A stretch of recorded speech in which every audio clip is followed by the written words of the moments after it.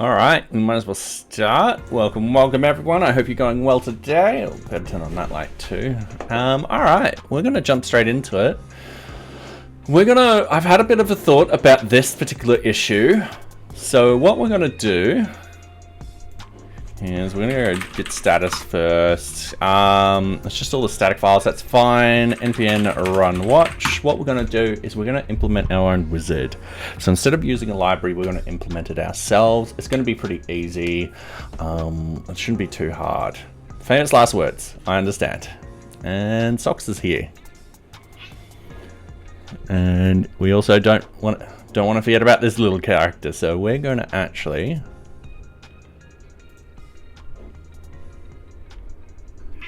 yes, I'm saving the character.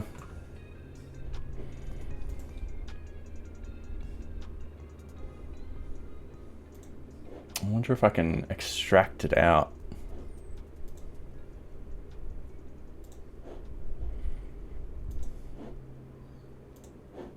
There we go.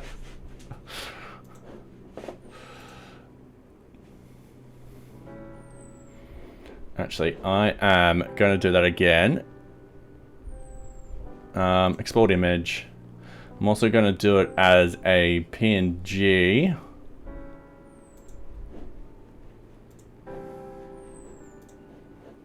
There we go. And then we can have that as a profile picture. All right, reset the canvas, yes. And once again, Socks sitting on my tablet. Thank you, Socks. Okay, so we want to draw stuff, don't we? Yes, we do. So there's going to be a couple of things with this component. We're going to have circles.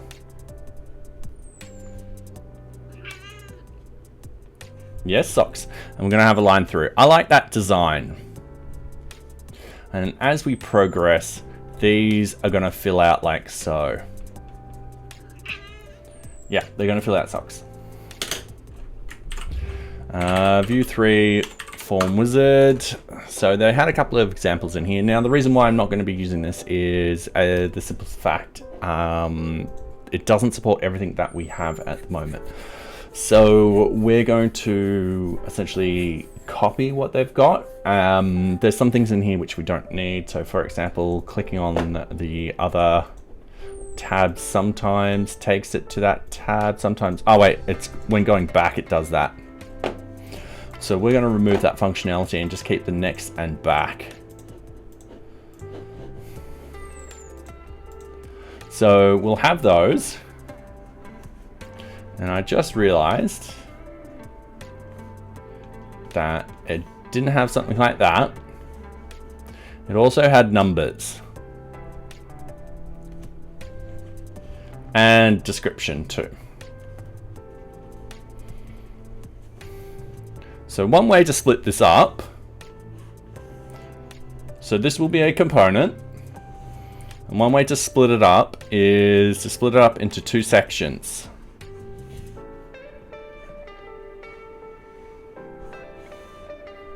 One will be rendering out the circles, along with the numbers, and also the text underneath. And the other one will just render out the line, which we have control over this. So we'll have essentially an current index coming through. That will actually tell the system, hey, I'm at this point. We can just use a simple divide and just be like, all right, cool, done. No problem there. So yeah, I'm not fussed about that. Yeah, I think this top one will be the hard part first. Okay. Also, at the bottom of the page, there'll be 3 buttons. Previous, next, and finish. Now, when the current index does not equal 0 is when that will appear. When the current index does not equal the end, and this one is when the current index equals the end. All right, and that's how that'll appear. Pretty stock standard, easy sort of thing to implement. This will also be another component. Or it could be a part of, we actually close all of this and minimize everything.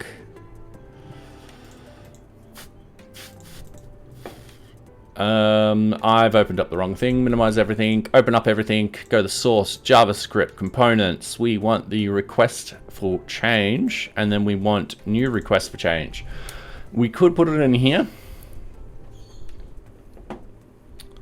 In fact, yeah, I'll put it in here because then we have access to all these functions, and it won't be hard to do. It'll be at the very, very end, and it'll manipulate this, which will be a component.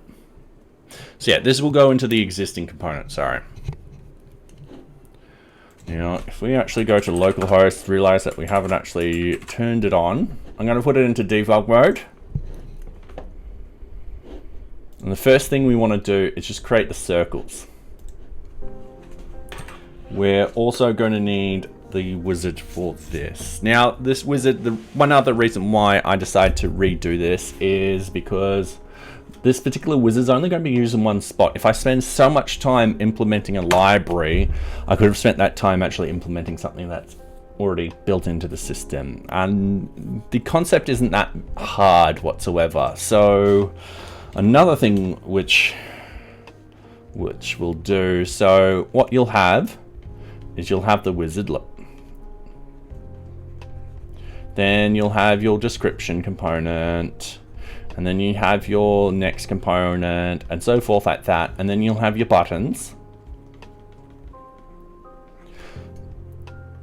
A lot of this hides and appears depending on the current index.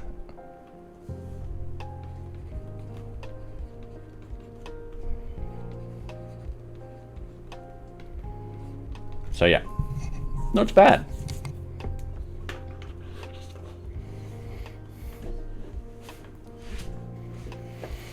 All right, so the first thing we want to do, now we've got the tabs, we've got the modules.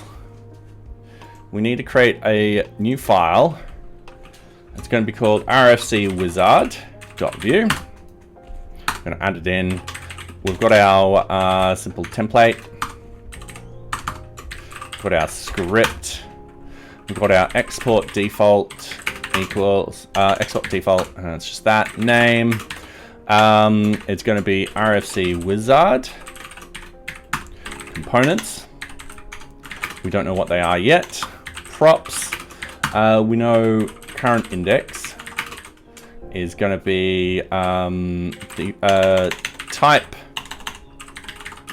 number default 0. We don't know what else we're going to put in there at the moment.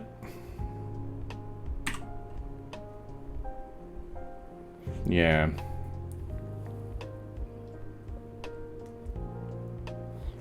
Just having a think. Sorry, I can't think of anything else. And then methods, and then mounted. I don't think we need those just yet. All right. So this is it. Now, what we need to do is we need to import that. So import RFC Wizard from RFC Wizard.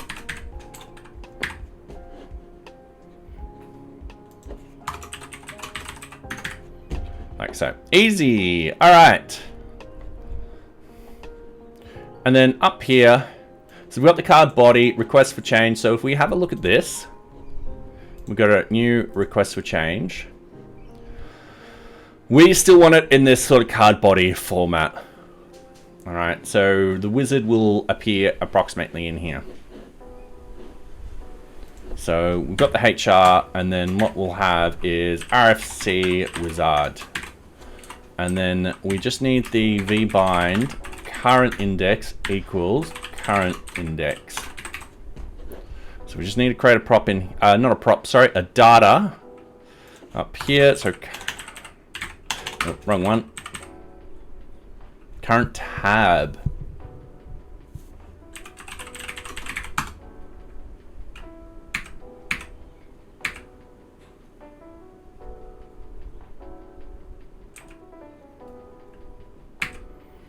Ooh. I am going to change something. It's going to be current tab. I think that makes a lot better sense. That's just a handover from when we used to do it.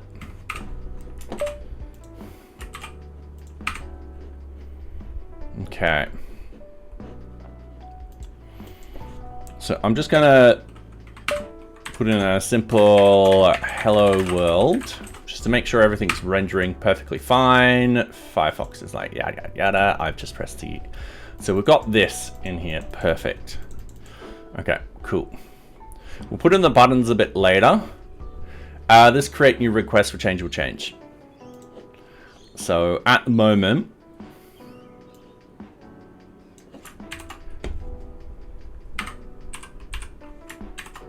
we'll do that. Now we'll be reusing this create request button because it's perfectly fine. There's nothing wrong with this at all. We'll actually be adding all 3 buttons in here.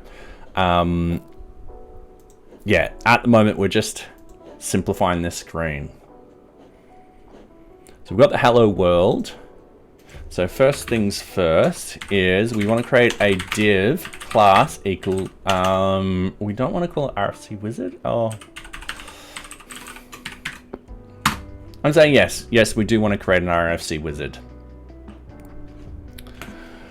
Now,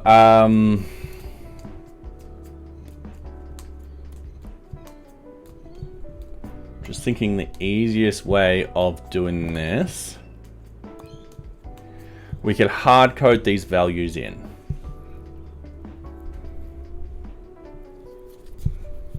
Which wouldn't be too bad to do.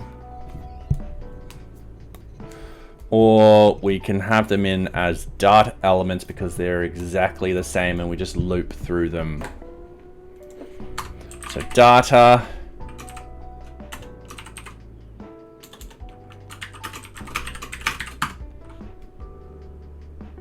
I'm pretty sure that's how we now do it. Nope, not quite. There we go. Easy done. So now data, we've got wizard tabs. I'm just seeing if we've got a better tab content.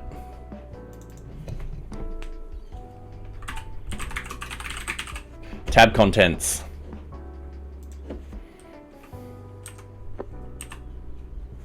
Okay. So if we have a look at the tab itself, we'll have, by default, the tab index.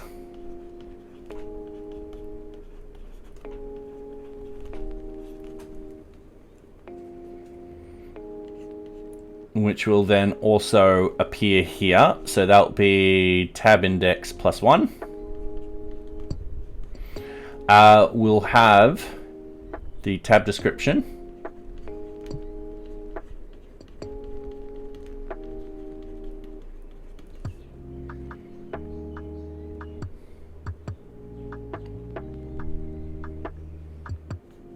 That's really it.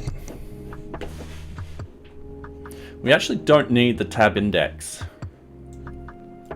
We just need the tabs. Because we're not using the icons or whatever. We're just using the numbers.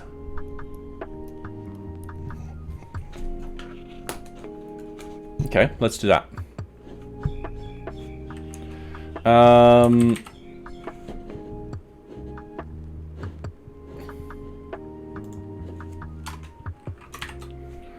Okay.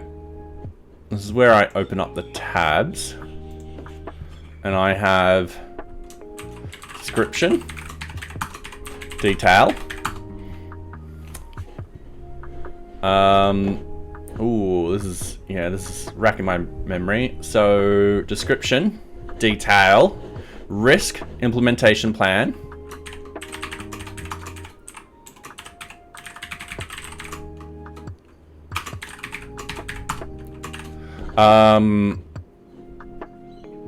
Backout plan.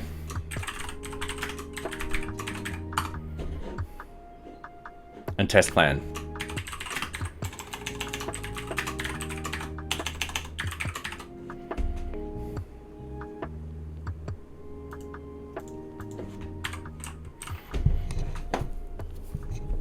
Sorry, I just can see someone texting me. I will...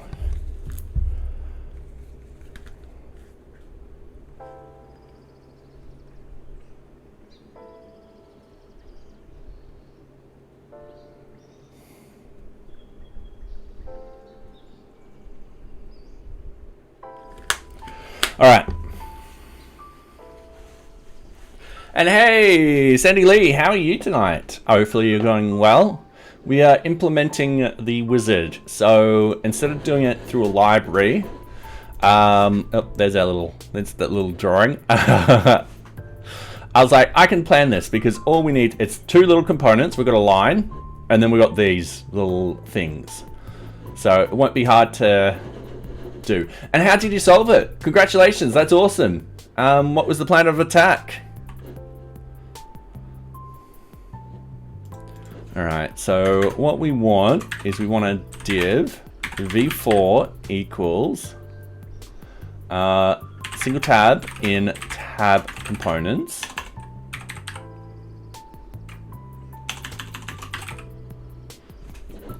Tab contents, sorry. And I'm just going to do that.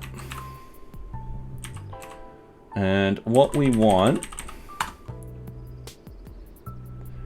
is, and I'm just visualizing this at the moment, is we just want a little square with the index number in there. Actually, no, this whole thing will be squares. Yes. So that thing will be all squares, that's fine. And then div, we've got to put a class in there. Class equals RFC wizard tab.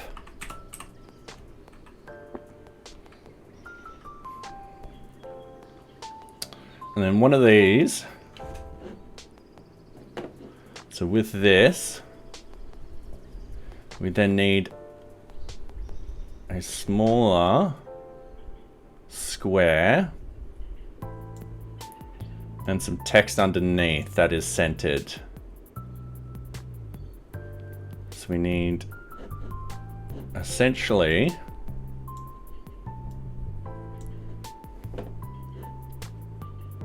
two rows. All right.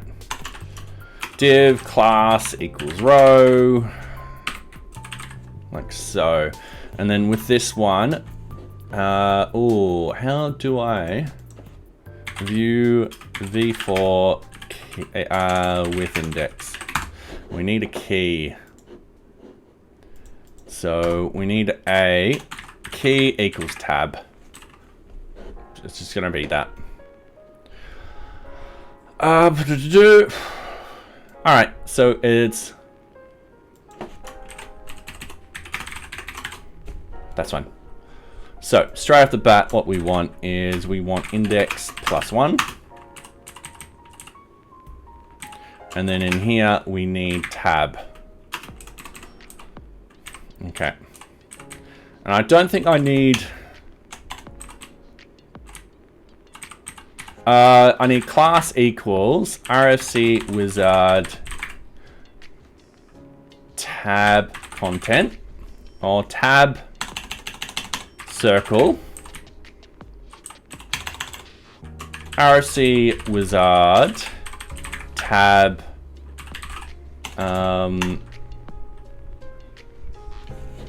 we going to call this title?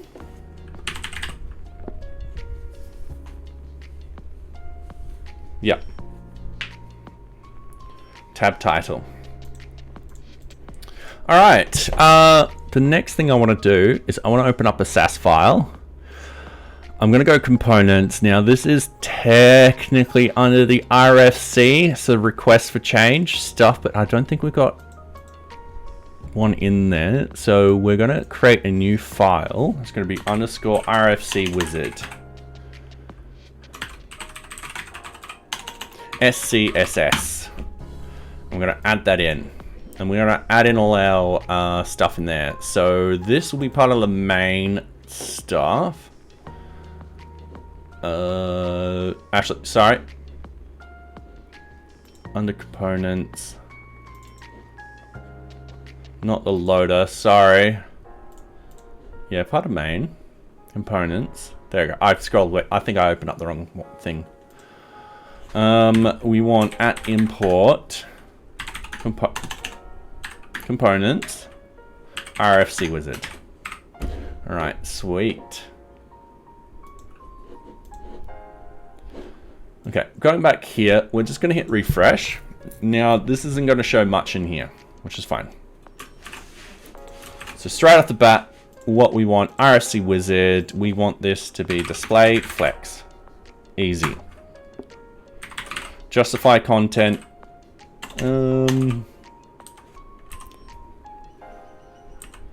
Space evenly. Yeah, I like that.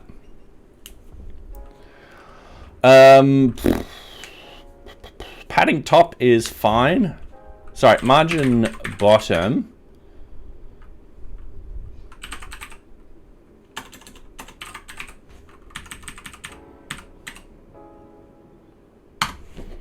Let's do that for the moment. I'm going to get rid of the word plan.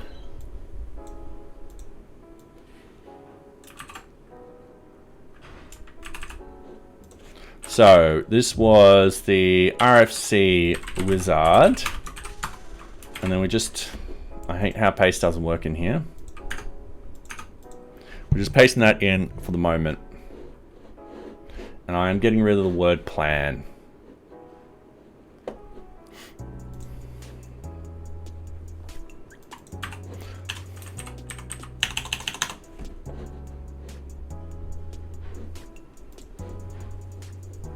Okay, that looks a lot better.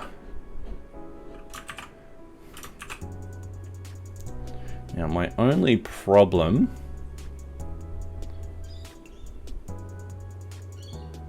is these aren't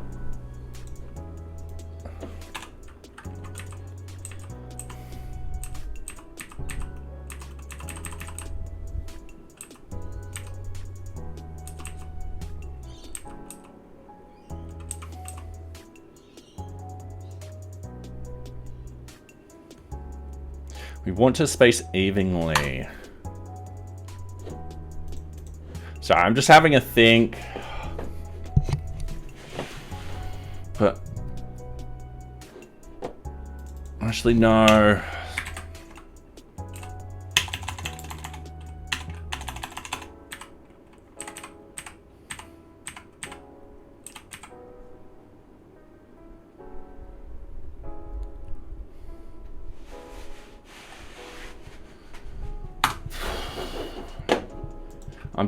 One thing which I'm having right now is I don't like how this one's taking up more space than the other ones. I like to try and make it as even as possible. So I'm going to change that to space around.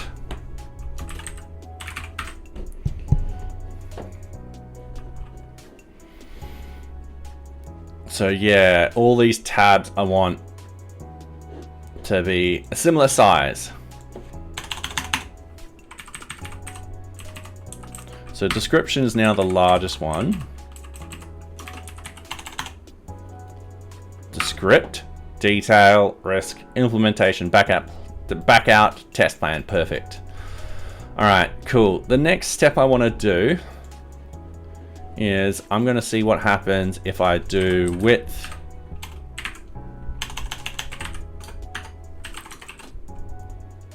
with 100%.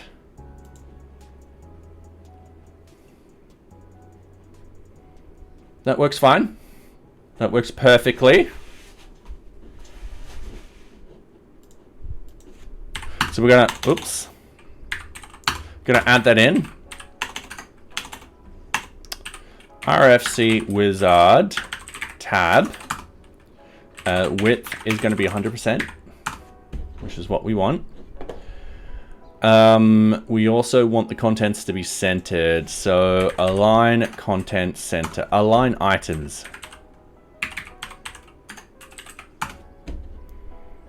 And we need to set that as display flex. We also need to state the flex direction is column.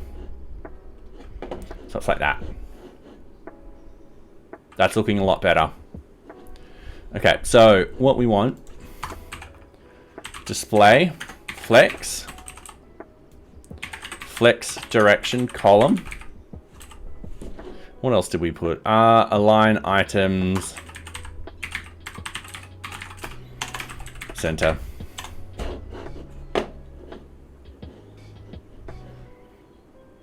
All right. Now with the circle, we want width to be, let's say, 100 pixels. Height to also be 100 pixels. The border radius to be about 50%. Background color is going to be red. Align.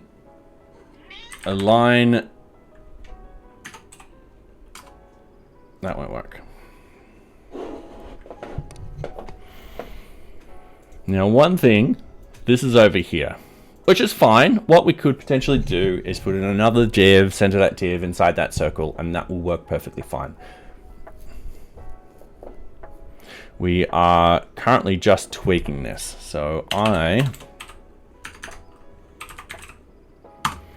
think the smaller, probably going to be better. All right.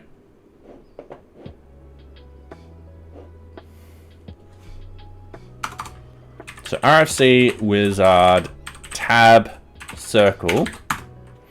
What we want is we want width. We're going to go 50 pixels, height 50 pixels, background color is going to be a variable, and that's going to be bootstrap.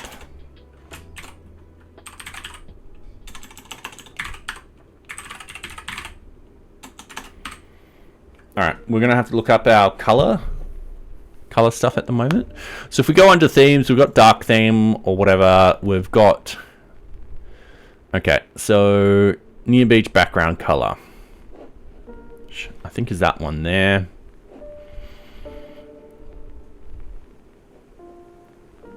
Yeah, it's that color there.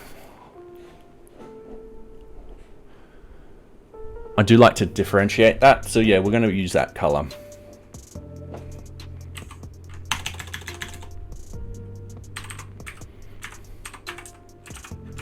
And this is where we learn that at var.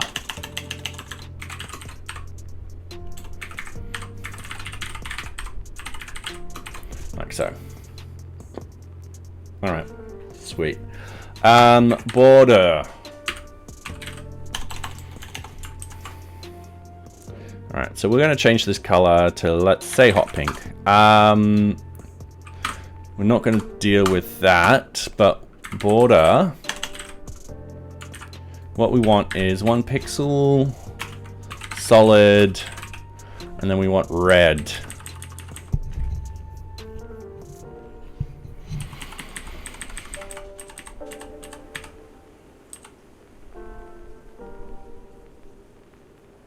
2. All right. So we want border solid red. Not red per se. Let's have a look at our colors.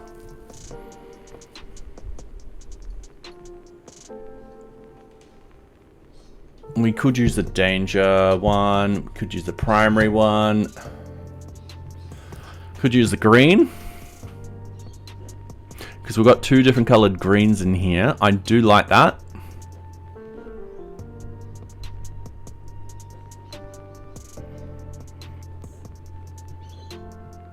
Okay.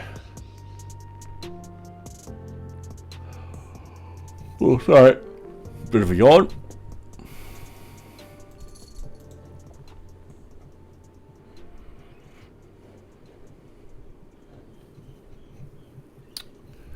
Sorry, I'm just having we could also use that. And then we go the green. NearBeach loader color. Yeah, I like that. So we need 2 pixels var NearBeach loader background color. Ooh, background color. Yeah, background color. Okay. And then when we have current, what we will have is background color will be different. Current and completed. So if it is current, it'll be this color here.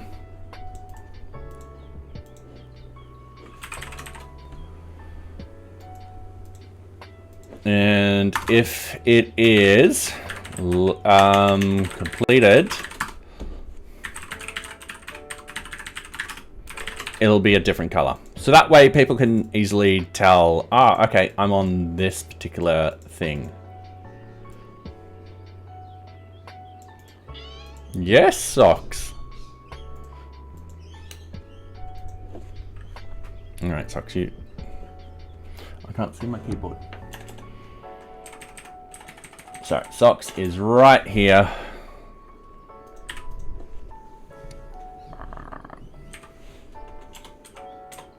Oh, alright.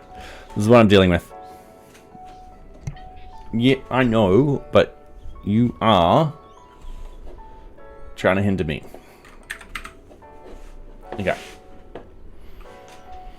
Cool. Let's hit refresh.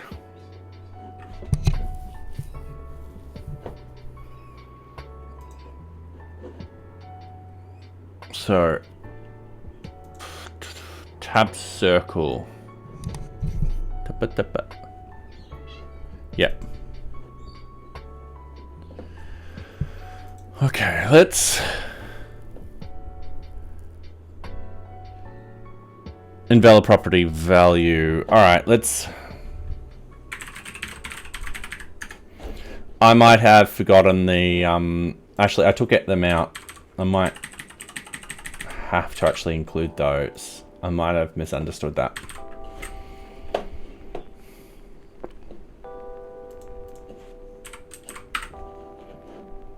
Alright.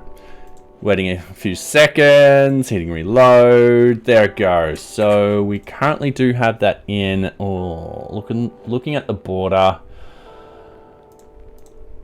No, I'm just gonna go red.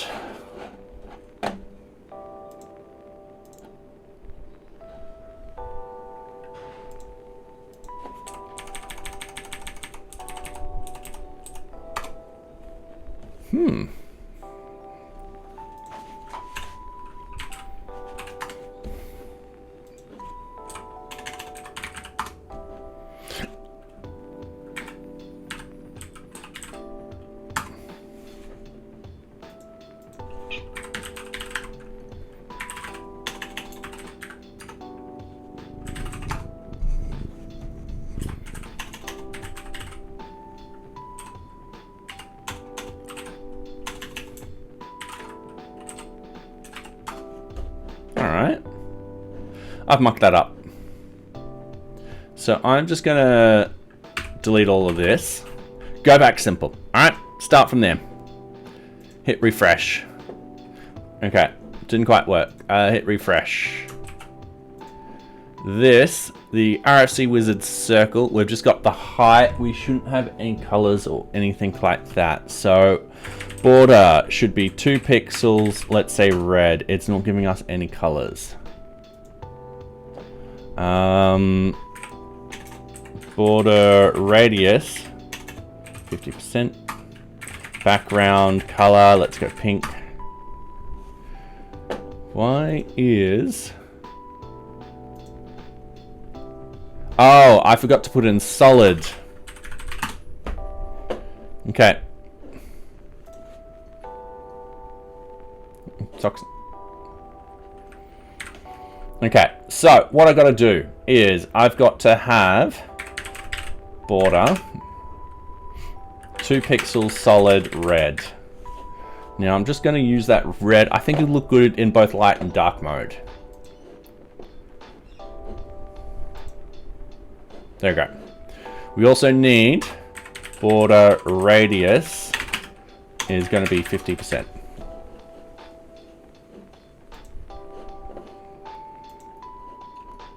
Like so. Perfect.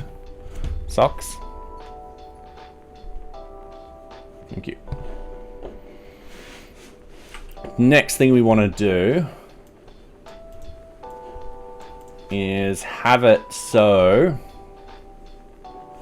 depending on the classes, depends if these are completed or not. So, and hello Noir PI, how are you? I hope you're going well. We're also joined, Socks is here. She's like causing so much trouble at the moment. She's been a bit grumpy. She's like, I want treats. How's your day been? Hopefully good. All right. We want current. Actually, we want and current and completed. So what we need to do is we're just... You have a grumpy one there too, yeah. What we need to do is current border border to solid red. So I'll probably change this to gray. Border 2 pixels. Now I'm just going to see what they've done over here. I think the border stays the same. Solid red.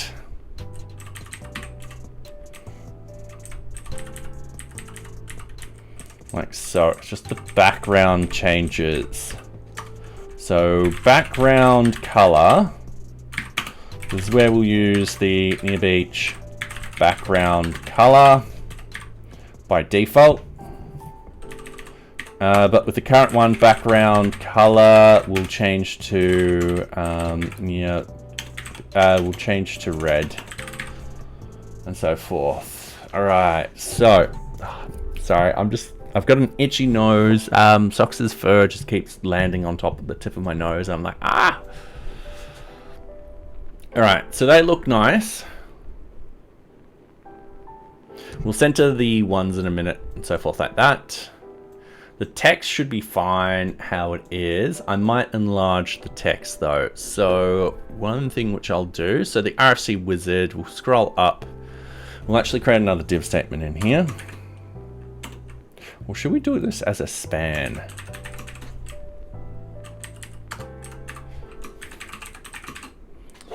I feel like we should do that as a span.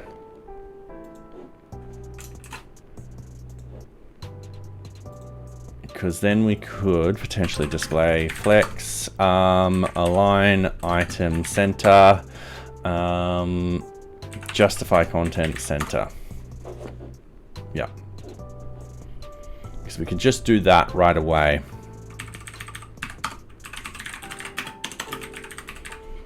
Display flex, align item center, justify content center, and then we want font size to actually be a bit bigger. So I actually want to have that as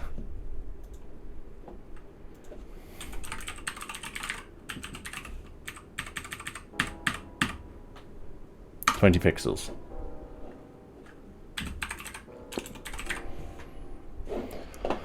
All right. 20 pixels. Cool. So, well, this down here, I'm going to leave because I feel like this works perfectly fine. So yeah, all we need to do now is have a look in the RFC wizard. How does it look on mobile? Terrible. So it's going to be like that. And hey, Yashar, sorry. Welcome. I hope you're going good. So what I'll do is I'll shrink. Actually, yeah, that's one thing I should do right now is I should actually deal with this first.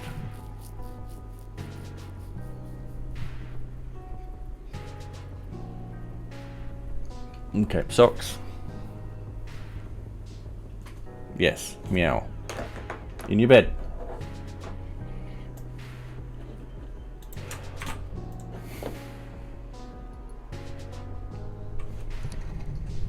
In your bed. Okay. Font. Socks. It's not that bad. Yeah, it's not that bad. There's not many things there. Oh yeah, Socks is here. She just sat on my mouse as I was trying to think of what I could do here to make improvements. So if we just go font, now I'm typing wrong. Font size. Let's go 10 pixels. We can get away easily with 12 pixels.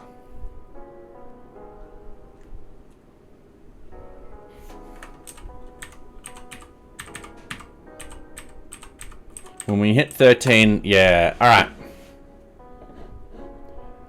They could be underneath each other. Yeah, I like that. That seems to work. It displays where you are very quickly. She's trying to make sense of all this. Yeah, she is. She's also hoping people give her treats. I'm glad she's not knocking this webcam off the perch, because she did that with my last webcam and ended up breaking it. So this is the wizard tab title. So we'll go after here. We'll go .wizard tab. Sorry, RFC wizard tab title. And then we need font size to be 12 pixels. Then at media screen. Oh, I keep forgetting all this. Media screen and. All right. Oops. I actually wanted to copy that one line. Okay. Then we go font size and we'll pick another font size. So when it gets bigger. So around about there. Oh, it's out on my mouse again. Sucks. Oh well, your tail, not my mouse. Not. I think we just go up to the normal size, which I think is just the normal.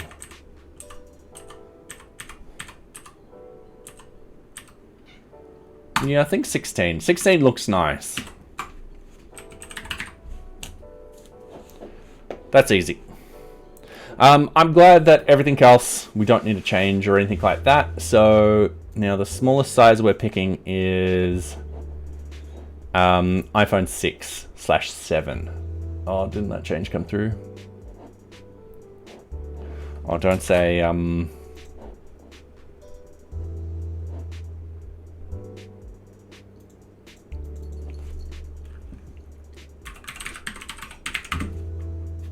think I got that mixed up. So let's hit reload. And again. Yeah, I just got that mixed up. All right, so that looks nice. And then when it goes up to here, it's slightly bigger text than this, but that kind of makes sense because it's meant to be at the top of the page, so forth like that. So what we want to do is anything under an iPhone 6, we're not supporting size-wise. It's just impossible. If you're still using an iPhone 5, sorry. All right, that should be fine.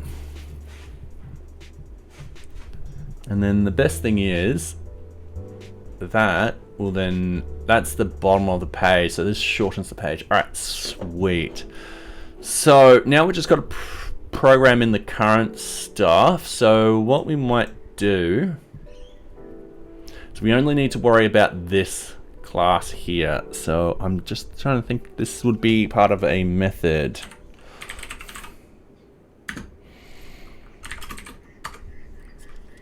So,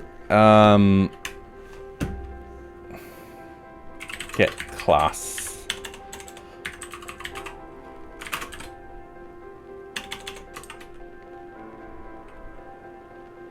Index. All right, cool. So what's going to happen is we've got an index and we've got a current tab. If the current tab and the index equal the same, it means that we're on that particular tab. If the index is less than the current tab, it means we've completed. If it's ahead of it, then it's fine. We'll just we'll print out this. So I'm just gonna change this completely. Go v-bind class equals, and then we need get classes. And key in the index. All right. So what we've got is we've got let class equals, and then we're just pasting in what we've actually got there, which is pretty simple. So yeah, that's the default. Oh, we can't use class. Class return. All right. Okay. So if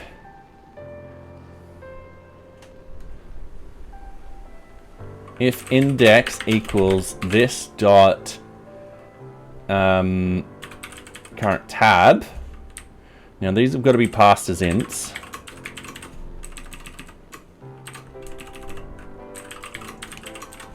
Because I don't trust it.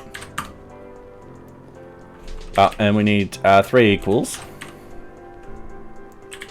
Return.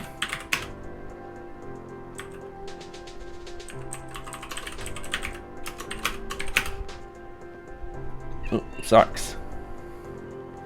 Class return and then current tab, I think. Or current.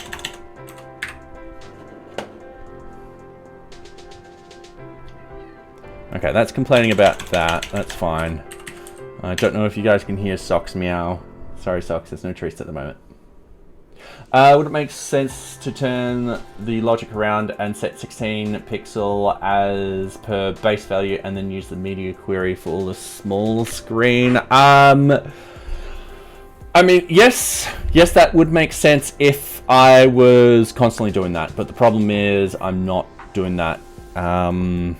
With that example that I copied being the only outliner of that. So what I usually do is I do everything for the mobile first, set up everything on there, and then I do it for the main screen.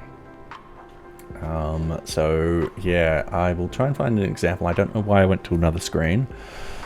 So another example would be groups and users. So yeah, I've set everything up for the mobile up here, and then anything for the main screen, this is where I make those slight little modifications. So yeah, but that being said, if I'd done it the other way around, let's say I do desktop focus first, did everything on desktop, and then was like later being like, all right, cool, I need to do this for the mobile. If I was doing that consistently, then yes, that would make sense.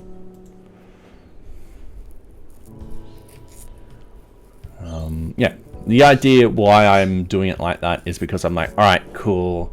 When I actually see these media queries, I'm like, apart from that max, you know, that sort of case, I can be like, all right, cool. It's going to be min width. I don't need to in my head be like, am I going for the max and min and all that kind of stuff? I think there was an exception to this particular one. In fact, this is the compiled min.js, so I don't know if the compiler did that. But yeah, hopefully that makes sense.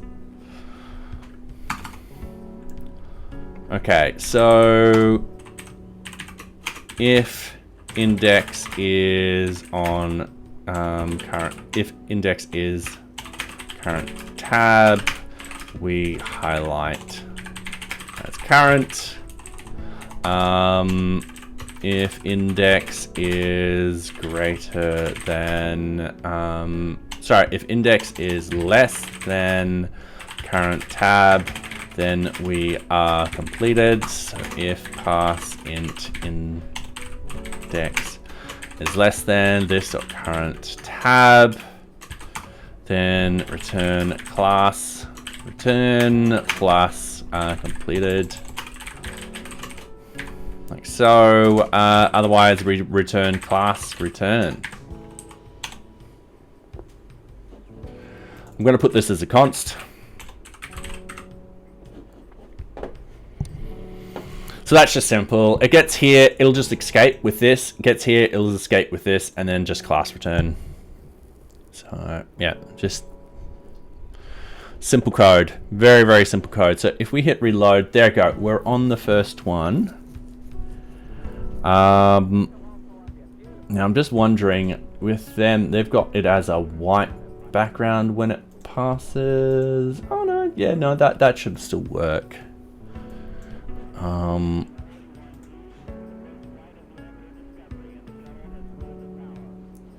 In here, oh, I still got that like that, the border, and it's red.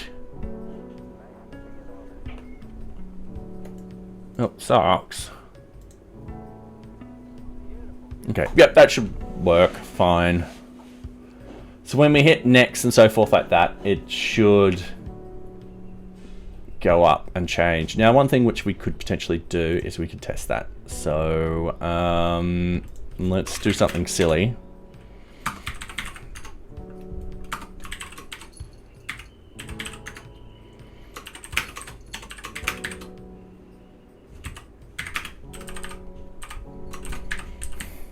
We're doing something silly.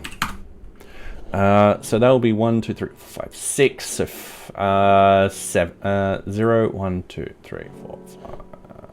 So yep.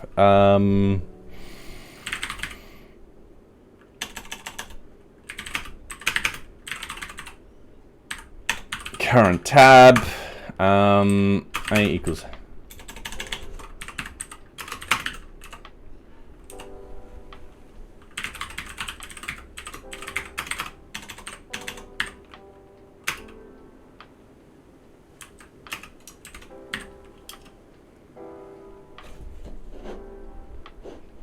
So it'd be 5. It's greater than 5. Then 0. Else A. All right, we're deleting this code. So what this is going to do is, no, it doesn't like that. It's JavaScript. Oh no, it liked it. This is just going to current tab every second. Didn't like it.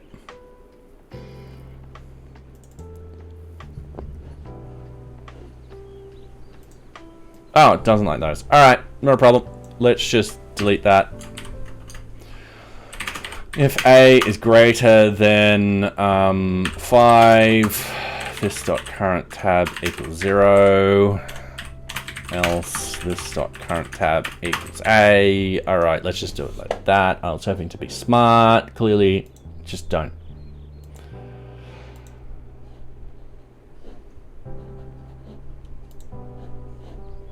Okay. What the?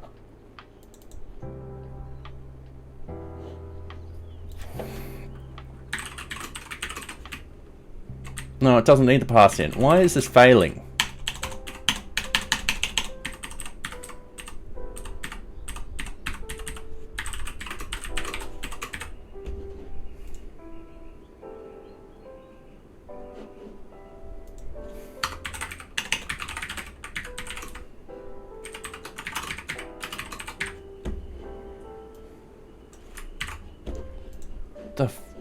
Alright. 1. Alright, sweet. If A is greater than 5, this dot current tab equals 0.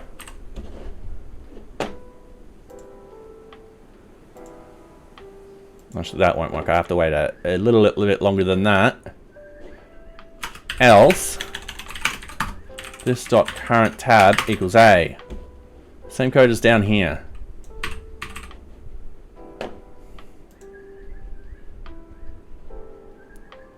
What?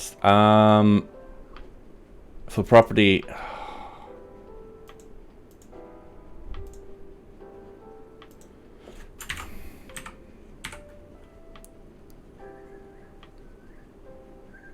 Console log current tab. That is weird.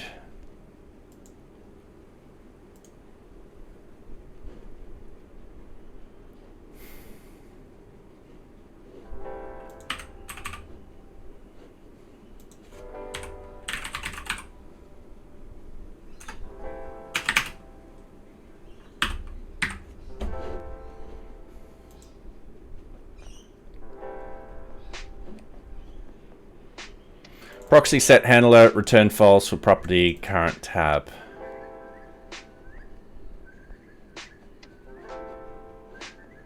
Can I not access? All right.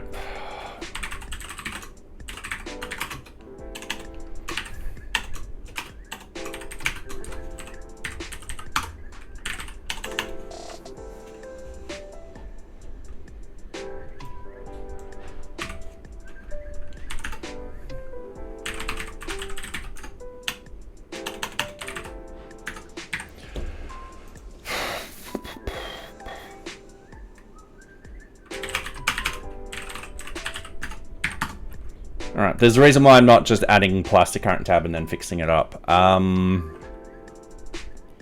So if A is greater than 5, A equals 0. Alright. That should be simpler. In fact, we could probably get rid of that if statement and do something really funky, but let's not at the moment. Oh, alright, no, don't worry. It's because it's a prop. That's why I can't do something smart down here. Alright. I'm just being silly. Don't mind me. Let's get rid of all of this. Let's delete the evidence. Okay, cool. What I was trying to do was make it go bip, bip, bip, bip, bip, bip, but I have to do that at the higher level, which is at the request for change. So we've got the RFC current tab. What we can do up here, we can just go mounted, set interval of just 1,000 milliseconds. So what we want to do is let A equals this dot current tab. Max, really? +1. All right, cool. So then A will equal, if A is less than or equal to 5. Oh no, we can't use Boolean controls in here or anything like that. So if A is greater than 5, A equals 0. This dot current tab equals A. All right, cool. So we'll just set that there. We hit reload, and as you see, it does this. Resets back. And we're happy with that.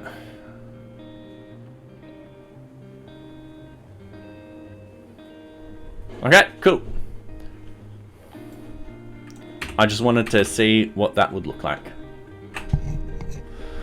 So, actually, I'm gonna undo my delete. There's a reason why I'm undoing the delete. The next thing I want to do is I want to put VIFs on these particular statements. So, it'll be VIF current tab equals 0.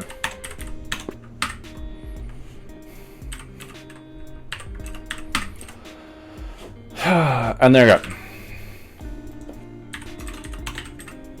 1, 2, 3, 4, 5. All right. And if we hit refresh, we should see all of this change, which is great news. We've also noticed that we can probably get rid of a lot of these HRs now. So the top one we need, this one we don't. This one we don't, this one we don't, this one we don't, this one we don't. All right. So what we do, hit refresh.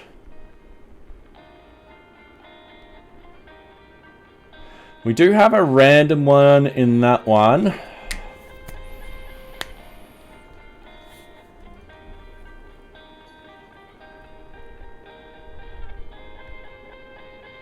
Don't know why, but we don't want it. Hey, Max.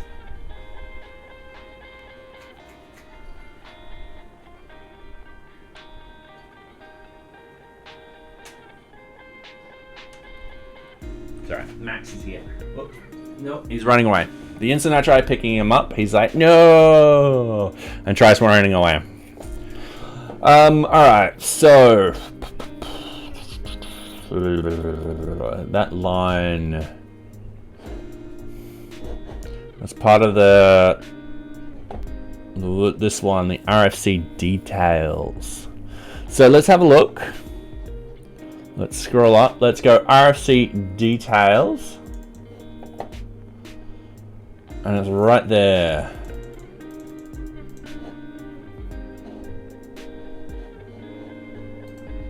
I'm just going to duplicate the tab.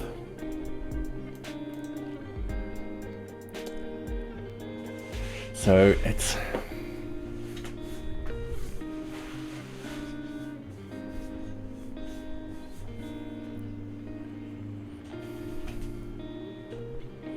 So the details apart from are here, and we do actually have something there. Now, in reality, if we delete that one, it's going to look awful and all that kind of stuff.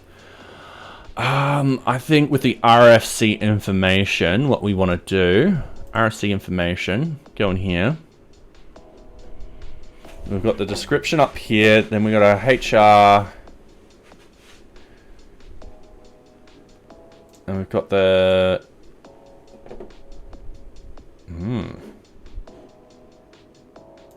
types and versions. I think we can get rid of it. Version number and release and all that kind of stuff. We might not be using it.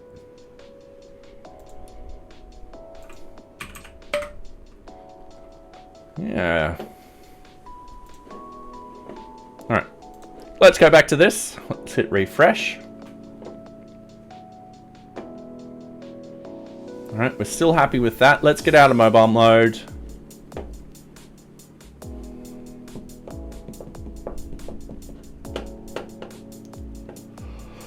I think that looks nice. Now, the only thing we need to do is implement the other div. So, what we want, so we've got a wizard.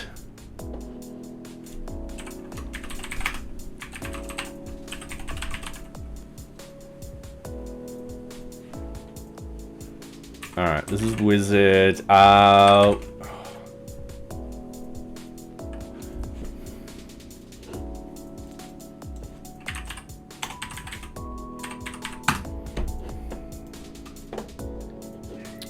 I'm just... Max! Yes, I know. I'm just seeing if there is already something in here. I don't know if you guys can hear Max meow. Ooh, they have nice little alerts. I like those alerts. Ooh.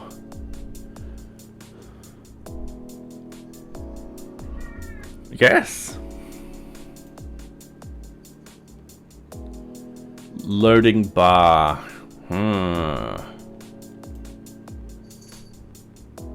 Oh, that's at the top of the page. All right, Max, come on. Say hi to everyone. You're like, nope, want to get out. Nope, nope, nope, nope, nope. You're going down slowly. There you go. You're trying to leap your way off. Do a cartwheel. Stop you. You're going to be placed on the ground slowly. All right. That's not what I want. Let's wait. Get Bootstrap. Let's see if Bootstrap has something. All right, not what I want. But that's fine. We had a quick look to see if we could utilize something instead of implementing something. So what we want is loading bar. Not barred. All right, and we're just going to key that in here like so. I don't know what it'll look like. And then what we want to do is we're going to stop that. New request for change. We're going to stop this interval thing at the moment. All right. Just because it's going to affect us. All right, sweet. So we've got this. Sorry, I just punched the desk. Oops, got a message.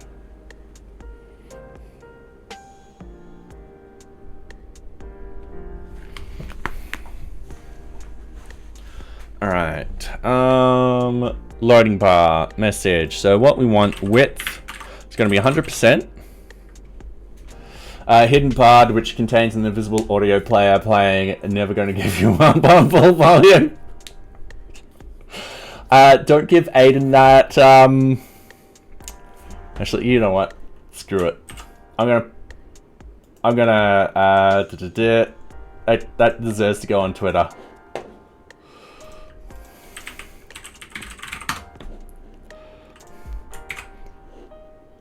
I wonder if he still has it. Not a Rick roll, I swear. Yeah, he still has it.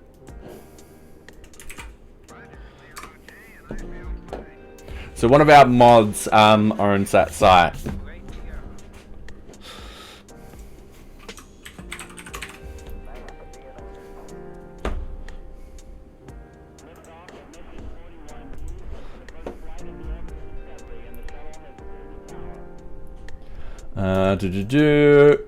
Anyway, sorry, losing track. So we've got the loading bar, we've got width 100%. We've got the, let's say, height 10 pixels. Background color is going to be red. Okay, and then position. It's not going to be absolute. Or is it position? Sorry, I saw what these guys did the other day. So this is progress with circles. Position relative.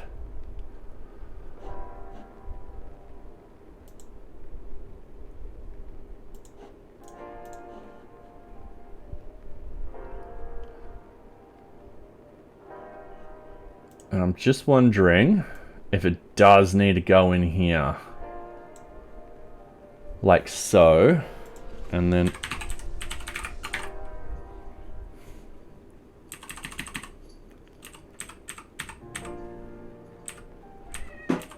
Oh. I mean, we could set it absolute. Because we know the heights of those circles. And then the top will be from...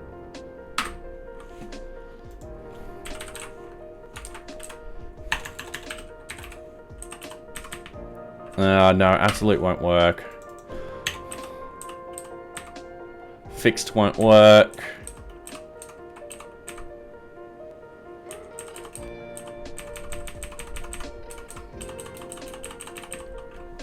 No, I'm missing something here. What's the matter, Max? Did you bring in a little toy mouse? No, you haven't brought in a toy mouse, so I can't even throw that for you.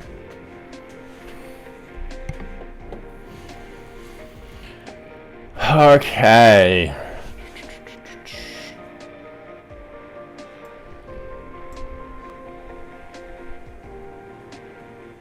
I could put these both.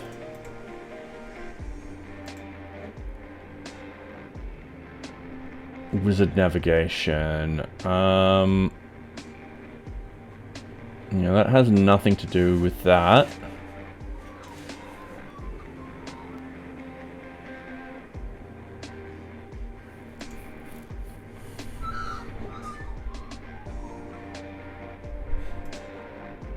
Okay, I'm just going to refresh. We'll figure this out. But in the meantime, I should also wizard, sorry, RFC wizard, loading bar, width 100%, height 10 pixels, background color is going to be red. Should key in that so we can see it. And then wait a few seconds.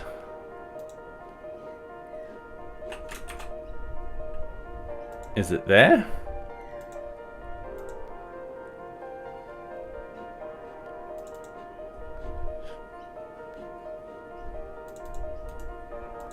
Copy. Paste. Did I spell it wrong?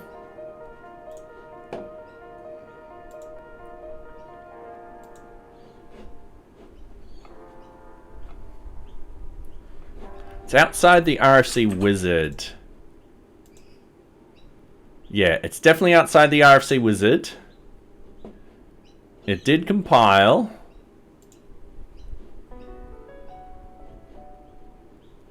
All right, not a problem. Let's just minimize this. Let's click on this. Let's add this in. Let's copy this. Just paste it over. Let's jump into here with 100%. Height 10 pixels. Background color is red. Position relative. Top. Oh, so I can just go top negative 40 pixels. Just keep going up, line that up, realize that the text is going to change. So what we want to do, so position relative, top, let's say 50 pixels. All right, let's also cut this. Oh, no, that's fine there. Oops. Let's go in here. Let's undo that. Paste it up here. Realize I'm missing the A. All right. That now should be on top.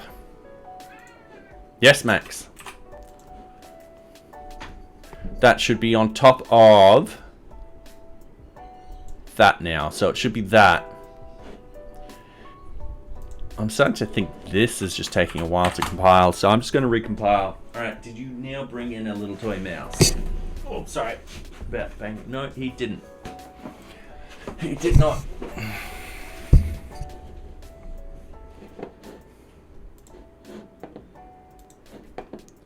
Gonna refresh. All right, sweet. So it's all the way down there. That is fine.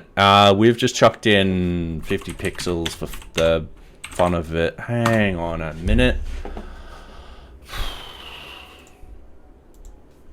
Why is that still appearing at the bottom? It should be up there.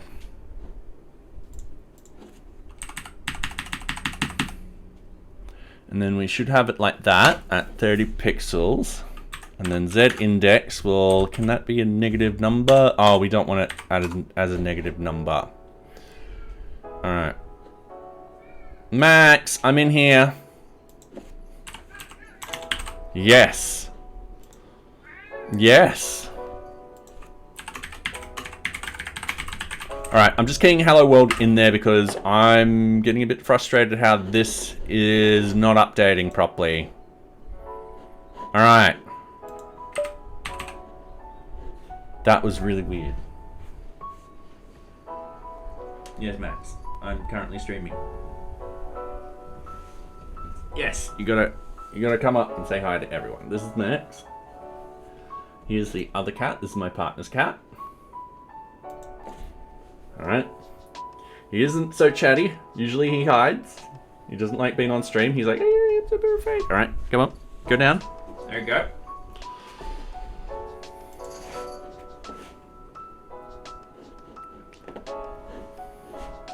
But he also usually wants to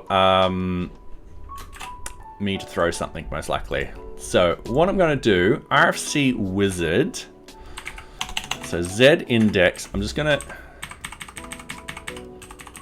So that's not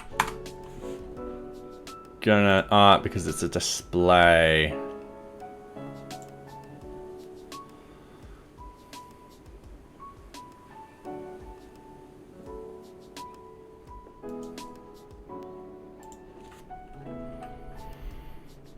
All right, so current circle, Z index.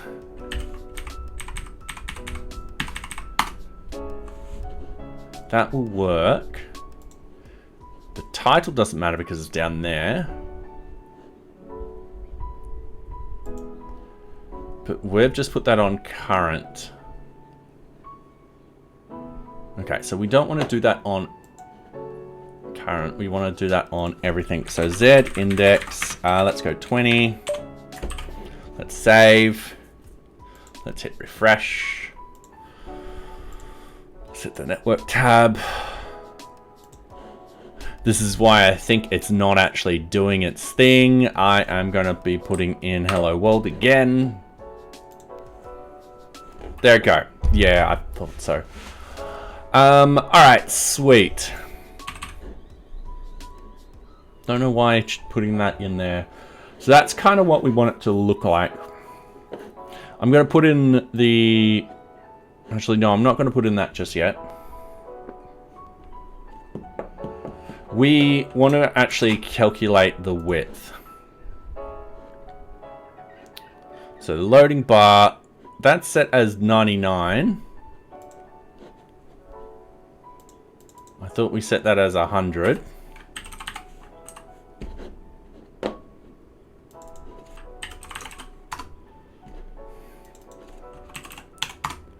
Like so.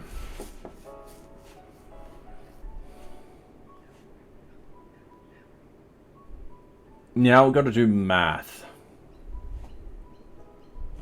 Okay.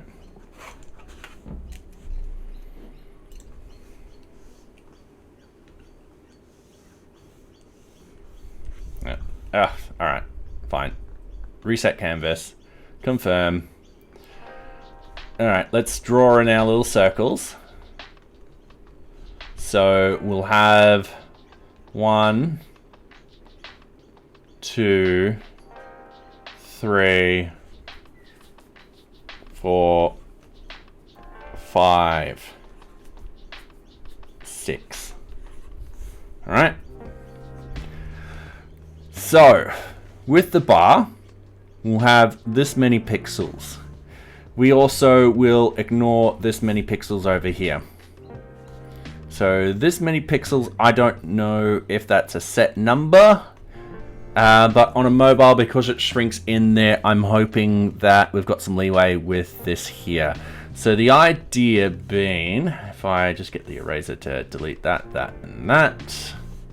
Okay, the idea being is I need to calculate these. So I need 1, 2, 3, 4, 5. So when we're on step 2,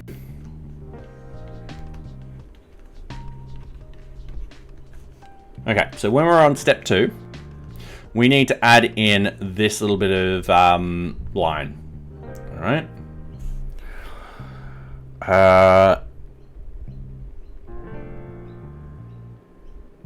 Yeah.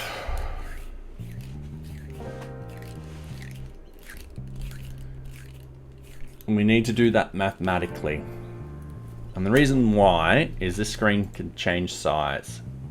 So if we have something like this, we've got it down in the mobile format. So I need to calculate how much from there to there, how much from there to there. And also we've got this little jutting thing out here, which, as you see, increases as we increase the screen, but it gets to a certain maximum. We could potentially, on mobile format,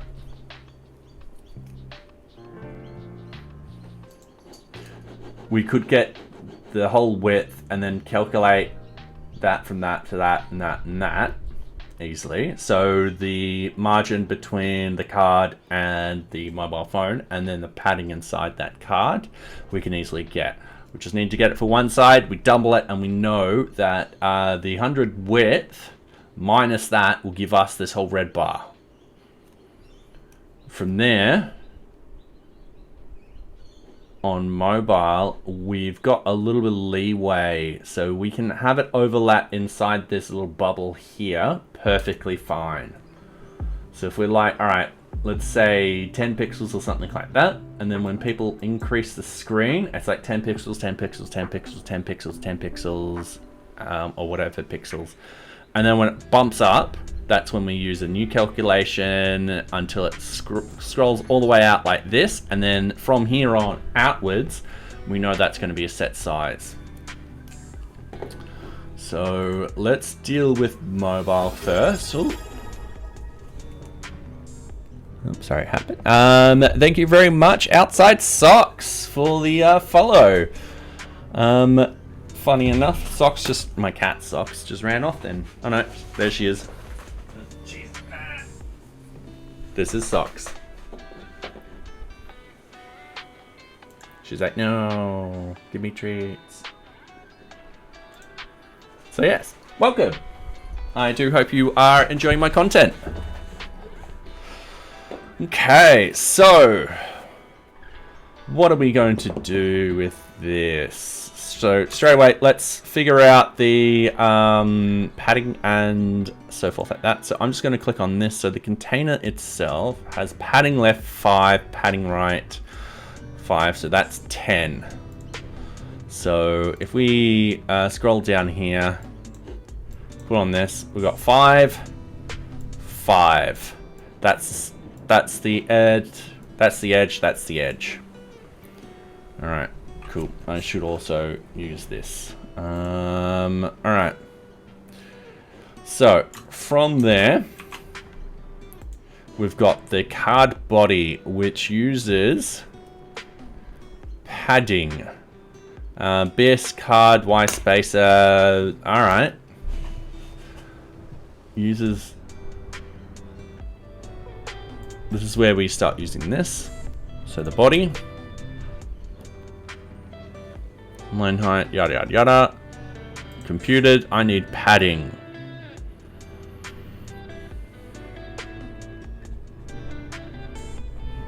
Okay, it's not going to tell me, so I need BS card spacer X. Yes. So that's one REM. Ooh. All right, that's not going to help.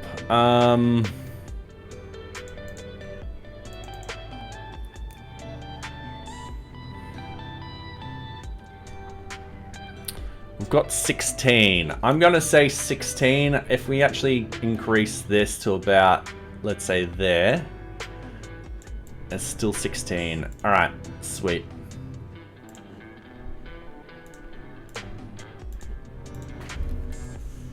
So then we've got 16 and 16. And then from here, we've got a full thing. Okay. So we've got 32, 42 pixels. So yes, socks. So the calculation for 100, it would be 100 view width minus 42 pixels. Should give us this. Yes. Yes. Sorry, my cat's just meowing like there's no tomorrow.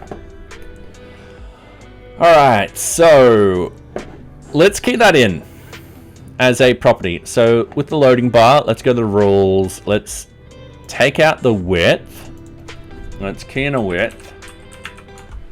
And if we go calc 100 view width, you'll notice it goes off the thing. Minus 42 pixels. And it fits perfectly. Until about there. Which is fine. We're not too worried about that. So that will work. So we've got this. And then all we need to do is minus the, yeah, we just need to do the calculation. So, yes, socks. Yes. Calm down. Okay.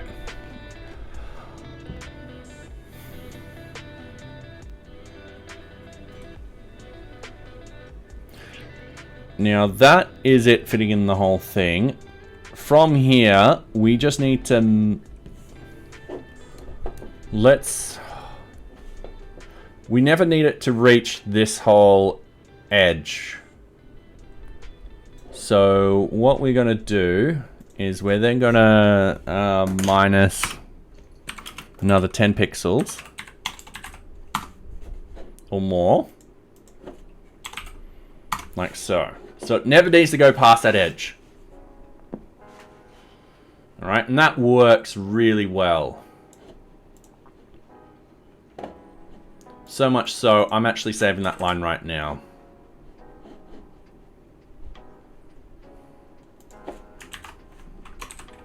Oi. Okay.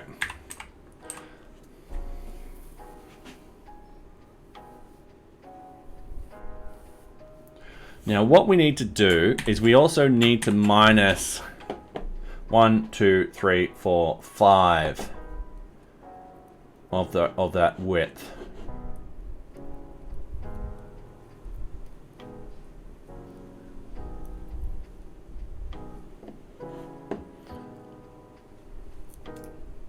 So in reality, that will work fine.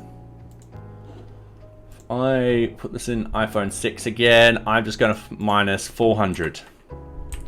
I'm going to drop it like this until we get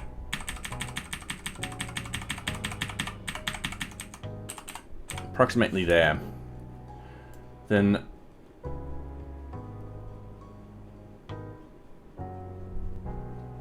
that doesn't work.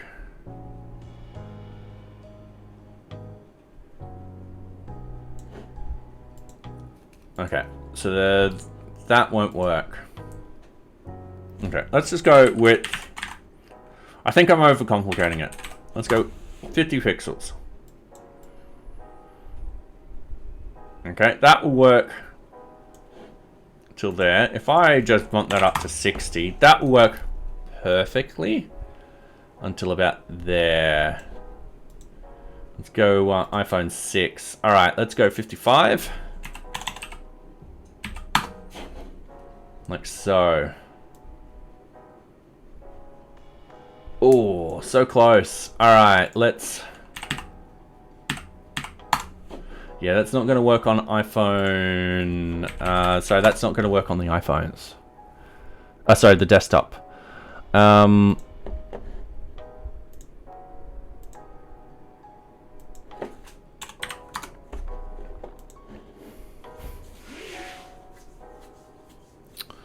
Ooh. There's two ways I can think of doing this. One is mathematically. The other one is I put on the current index for this, and then we just have it at set intervals. So that way what we'll have is calc that plus let's say another 100 pixels. Or let's say another 50 pixels.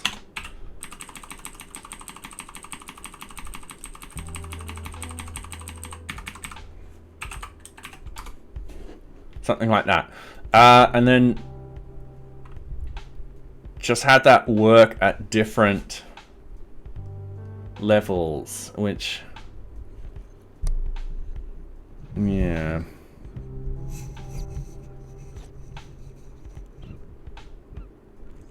The other thing I should notice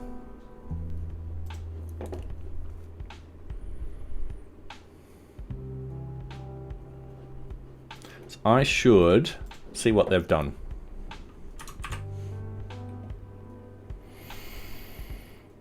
If it lets me.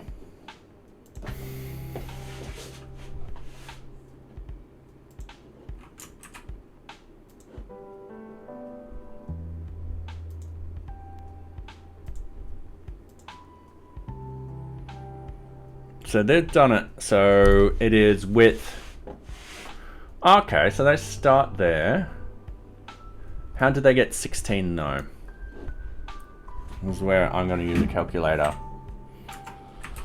Right.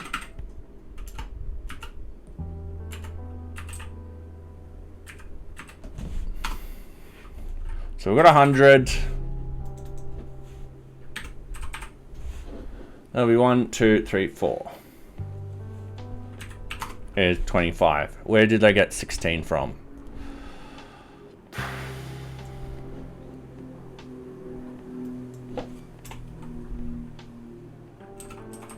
By 3 is going to do that. Divided by 2 is... Oh, alright.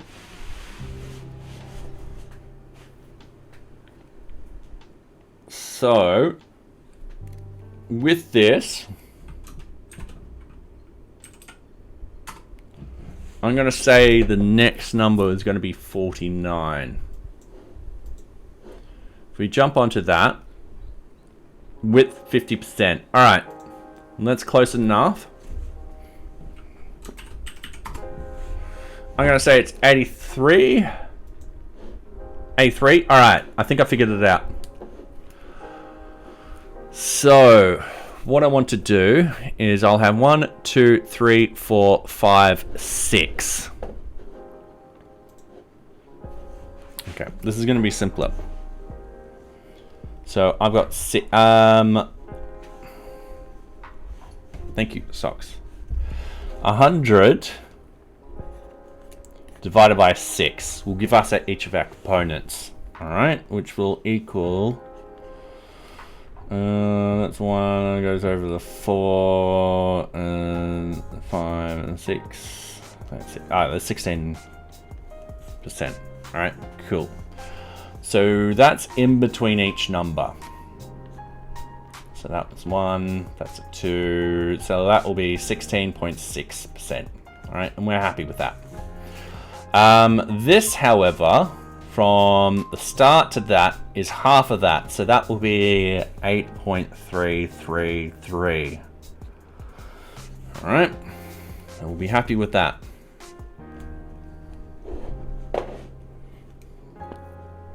And then all we need to do is just change this.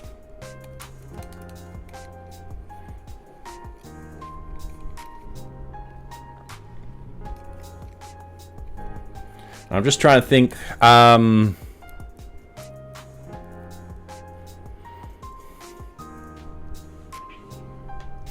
could do this inline.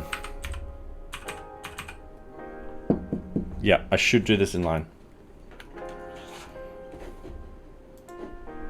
So up here, we'll have a vbind style equals width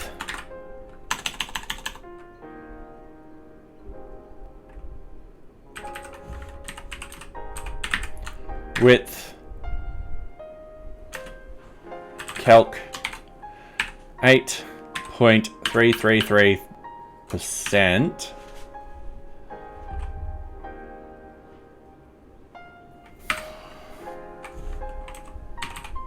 Actually, let's just do style vbind style equals get style.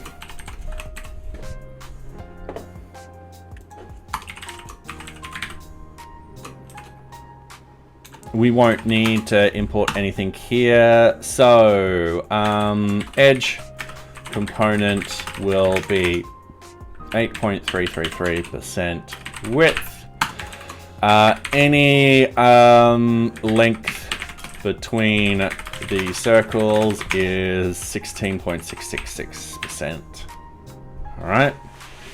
So let A equals 8.333%. We don't need the percentage. Then plus 16.333 times this dot current tab, which is an integer. Okay. Convert into string. So return width is going to be a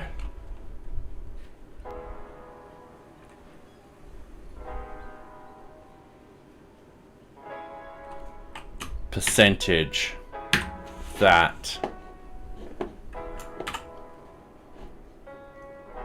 Okay.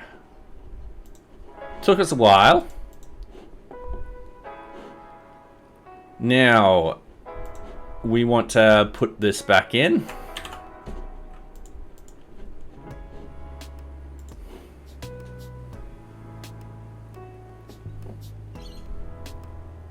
And works perfectly. There we go. I think, yeah, before we were just overcomplicating it. We needed to sit back, see the math, and be like, oh, okay, no, this isn't as complicated as we were thinking it was. We didn't need all that calculation and stuff like that. That's pretty simple. So yeah, this is one small component, which is very simple.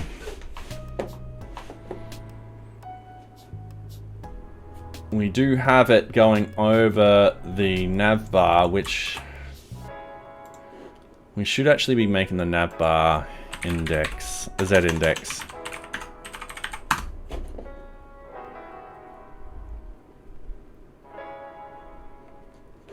Yeah, that's something I'm going to fix very, very quickly.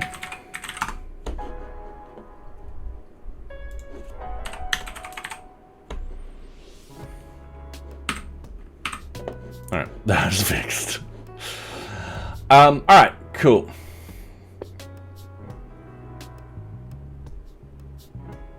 That's actually looking really, really good. I'm happy with that. And it'll look good on the 6. Alright, sweet. We are getting somewhere. This is great news. I'm now just going to close that.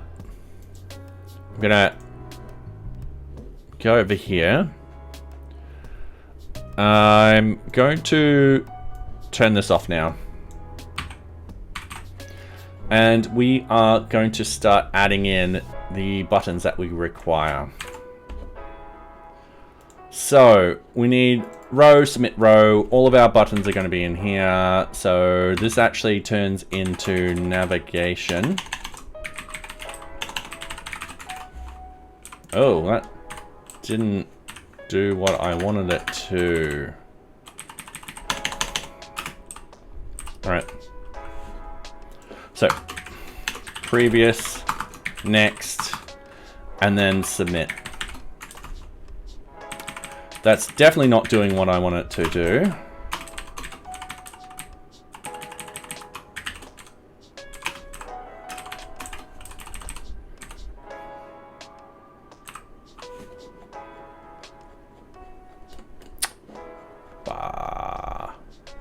All right.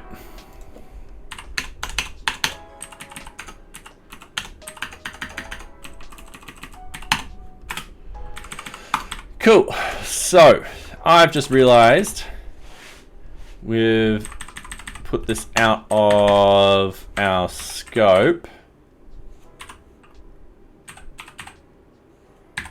Should be in there. There we go. So we've got,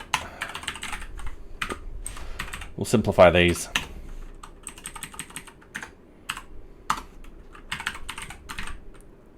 If equals current tab equals 5.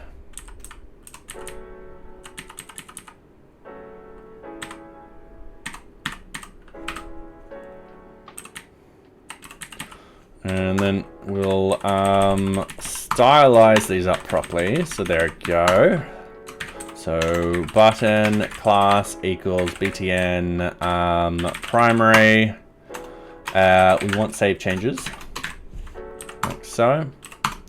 And then we just want to type in next, like so. We want a simple v on before change. Now we had this the other day. Update validation, before mount. All right.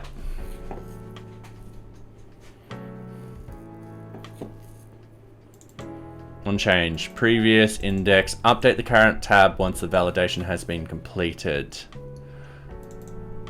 Equals next indexed. Okay. So we're gonna have that equal to on change. All right.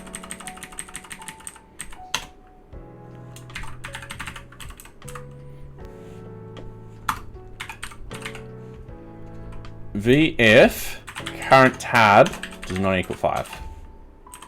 All right. Button class equals btn primary. Doesn't need to save changes. V on previous. V on click.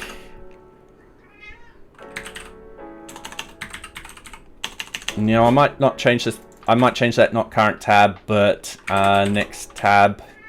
Socks, I am working. Previous tab, just to make sense of everything. Oops.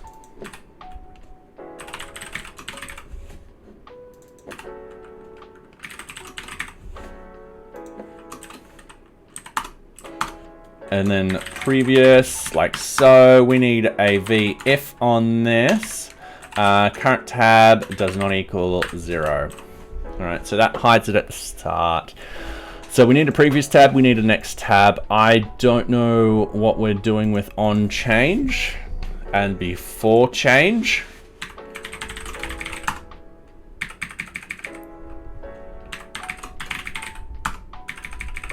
Looks like that's old code, so I am going to go like that.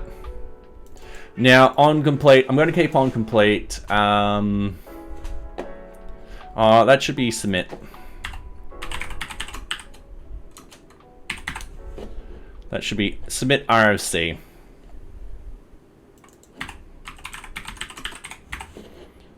All right. So next tab, previous tab. This will just control the current tab. So we can get rid of this. Actually, I'm going to keep that there just for reference, just in case. So on the previous tab, we just do nothing. We just change the tab back. So socks.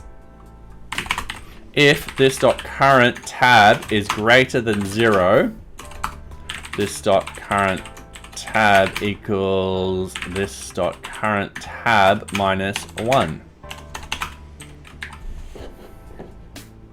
Alright, that's just a checker, just to make sure we don't go into any negatives or anything like that. Next tab, if this .current tab is less than 5, once again we're just checking, is less than 5, what we want to do is check to make sure we can check and validate current tab. Actually, let's just do if do nothing if tab is greater or equal to 5. All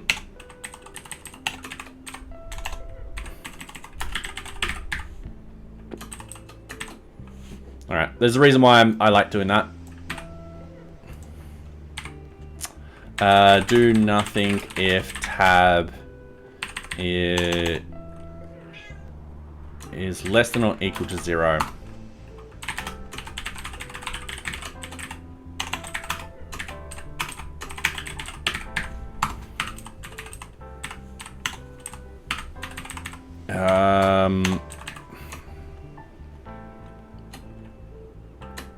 Move to previous tab. Yeah, I like never nesting if at all possible. Yep. Socks. It's an empty closet. Yeah, nothing's in there.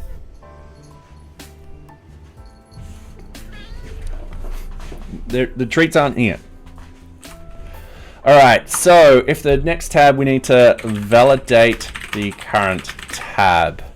So what we want to do is if this dot, and we look up here, validation data, and then what we need to do is go tab underscore this dot current tab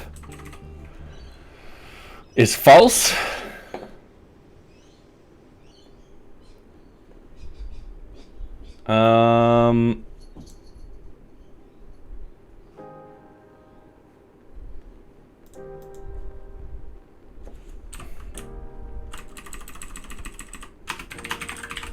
Just going to do it like that, equals false.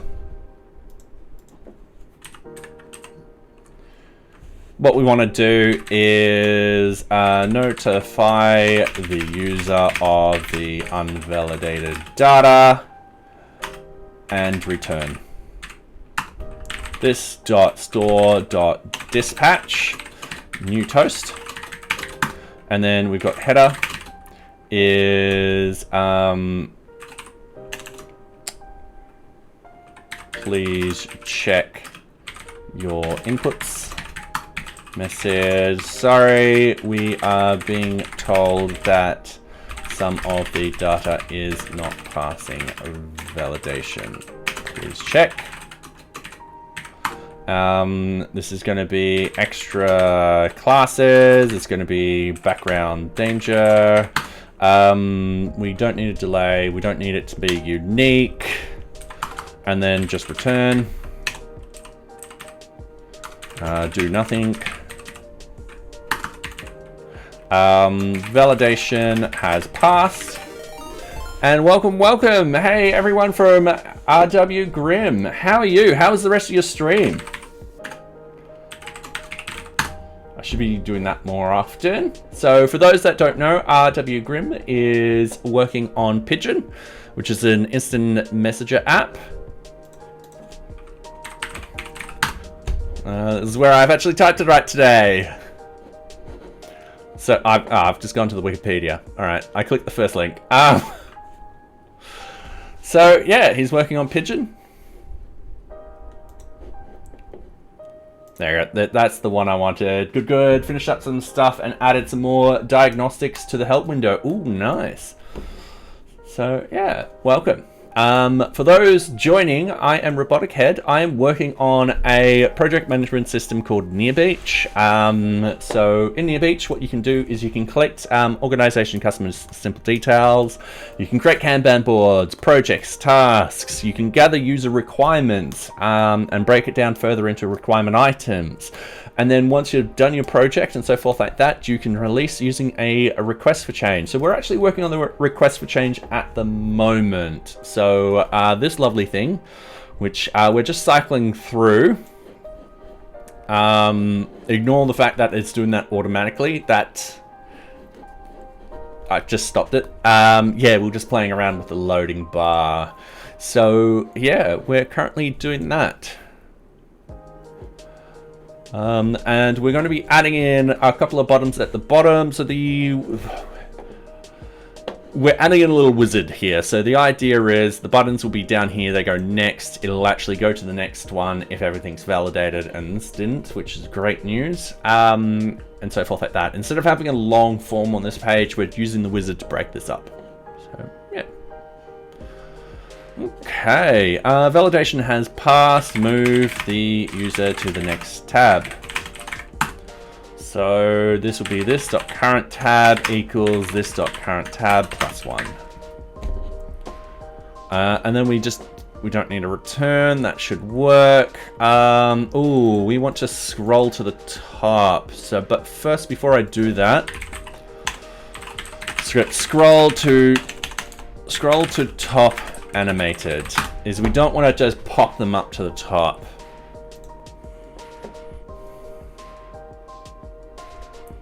Function scroll to the top, window to scroll, behavior smooth. All right, let's nick that. And let's just paste it in. Let's go scroll to the top. Like so. And realize I've just got an extra line in there. Okay. So the idea is when we hit next, now that's, sorry, we're being told that some of the data is not passing validation, please check. We just need to do that. And then if we click that, perfect. All right, and then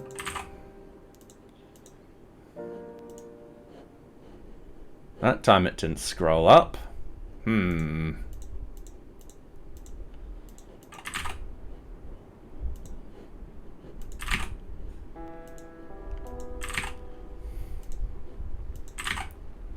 that should just work. There we go. Sweet. We haven't really changed the structure of any of those components or anything like that. We've just added on the wizard on top, and I think that's done. I don't like the buttons though, because I haven't added in the BTN class. That's why. All right. So I thought that was going to take us ages. I think, once again, the hardest part was just doing this. Everything else is, the components are there on the page. All we're doing is we're just hiding them when they're not relevant and only making them appear when they are. Okay, so we need BTN, BTN, and BTN. All right, sweet.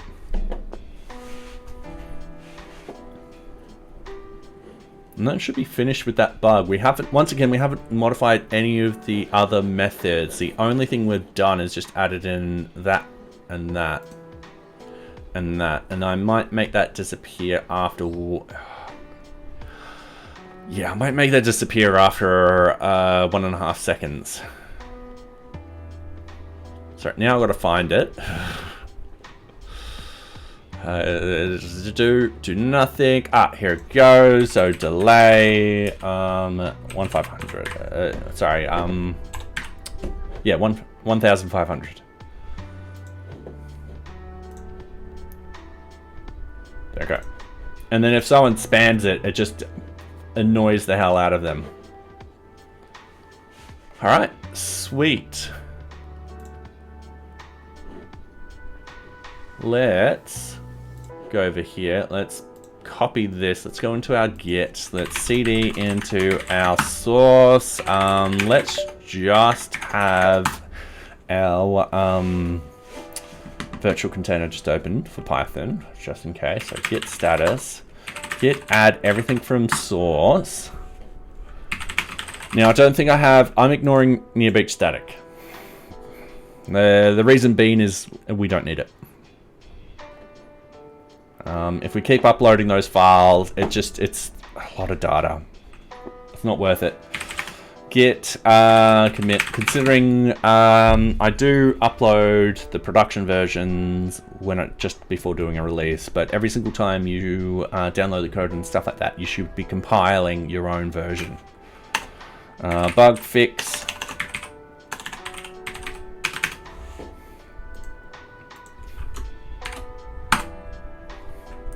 And git push. All right. Let's get that ready for retested. That was a big one tonight. I've been just past 2 hours, so yeah. All right, so we've done that. Kanban cards have numbers instead of strings in the drop-down box. Yeah, this one's just annoying me. I'm just going to see what I can do very, very quickly. So I'm just going to go list all. I'm going to scroll down. I'm going to bump into here. I'm just going to go new Kanban card. All right, sweet. I'm just going to open it up. Normal, sprint, and all that kind of stuff. I'm going to refresh. Can try and get this to happen. Oops, I've locked the cards in position. Because I am evil and locked this.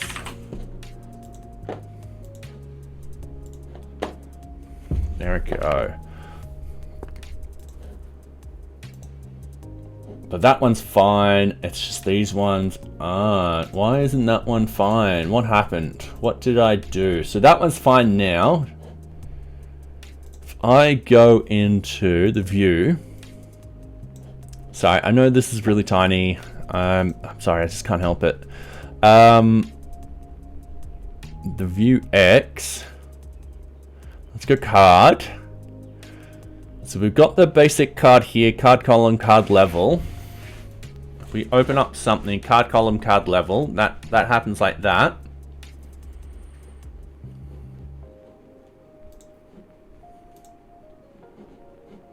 But is it when...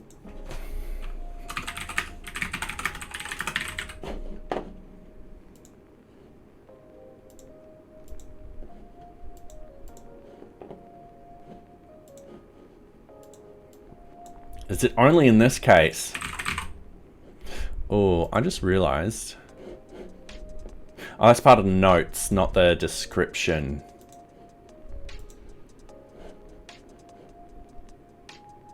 Card column, card level. All of a sudden, these are strings, not actually numbers. Oh. And thank you very much, Icarus Mad, for the follow. Welcome. I do hope you are enjoying my content. Yes, alright, this looks like something's happening that's causing these to be strings instead of numbers. Don't know why. If I put in another note, does it happen when I place in notes? Or is it happening when I move a card?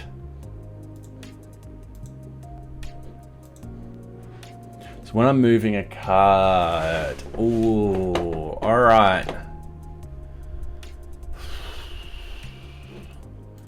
So let's close all tabs. Let's minimize everything. Let's open this up. Let's go into our source, our JavaScript, our components. We're going to go actually to the VueJS. Ignore all that. No, I want components because I want to actually see the base of it. So components, we've got our Kanban information. We've got our Kanban board.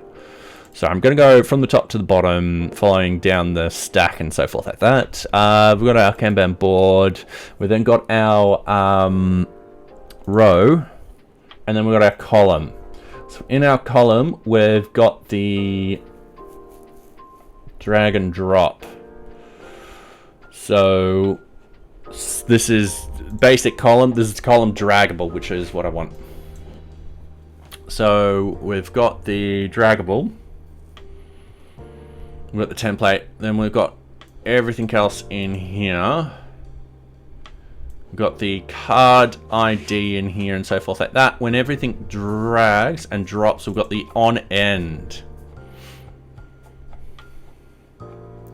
So on end, it does all this sort of stuff where it dispatches the Kanban card moved. All right, so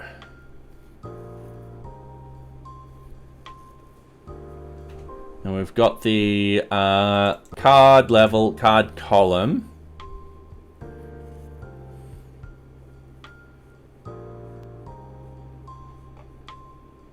Okay, new card column, stores, getters. All right. I want the setters. So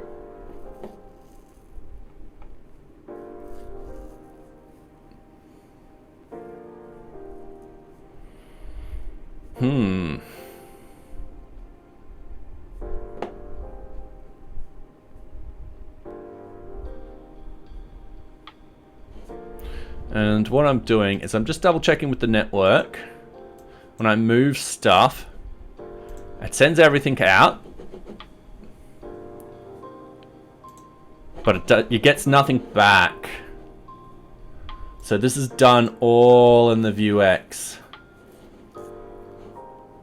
And it would be doing it on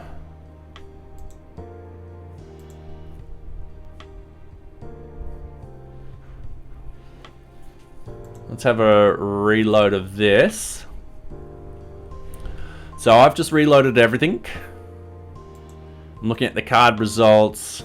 Yeah, so when it resets the Kanban card results. So what we want to do is we want to go to the the Kanban Vuex. We want to have a look at the mutation. So add card. That's fine. Archive card, archive cards, update Kanban card. So object keys for each, yada yada yada, goes through all of this. Key equals payload key. Ooh. We need to find out where we're updating the Kanban card and make sure that's a pass int.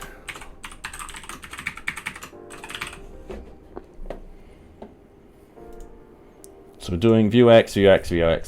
We don't want that in the Vuex. We definitely don't want to edit that in the source. I'm going to do directory, JavaScript components. So we're doing it in 3 places.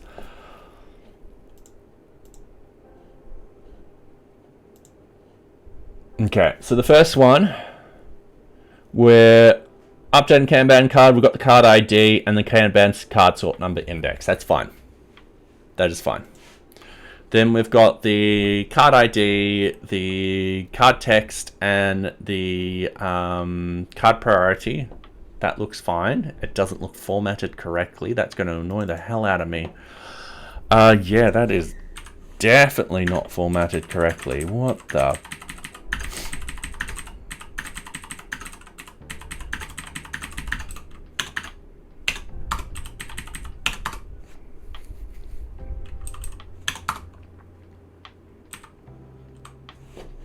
the hell is going on here?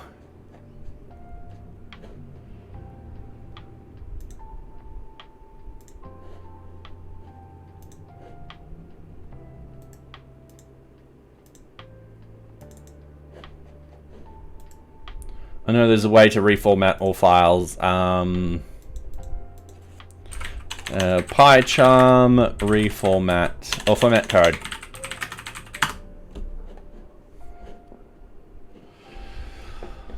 Control Alt L.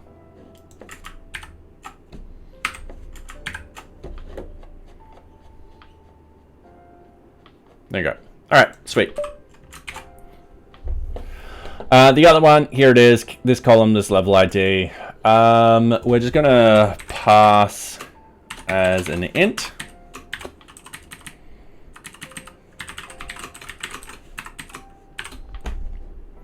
Like so. Now it's saying it's a number, but we don't believe it. It's changing that somewhere.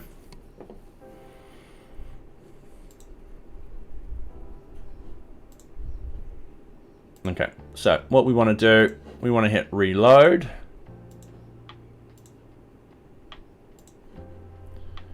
And we're just going to open up number 3. We're just going to move number 3. Oh, it's still doing it. So even though it's passing a int back here,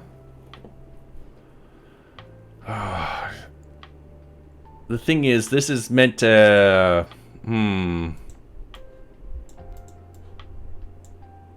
it's losing the types here.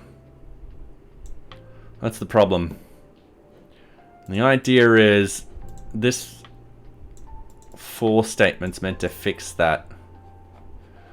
Now, can I? Oh, I can't because I don't have.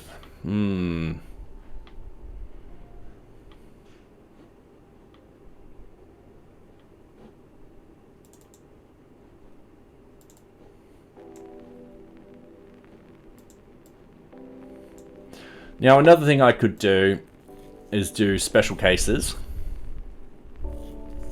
I can have another loop down here that deals with it. I don't want to put if statements in here to be like, oh, if it's this or this or this. Actually, that will be the simple fix. Int keys equals. Then we. I don't like this. I don't like this at all.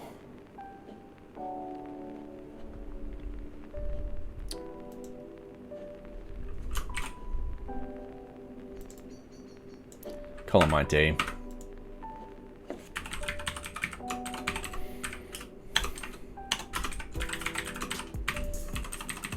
All right.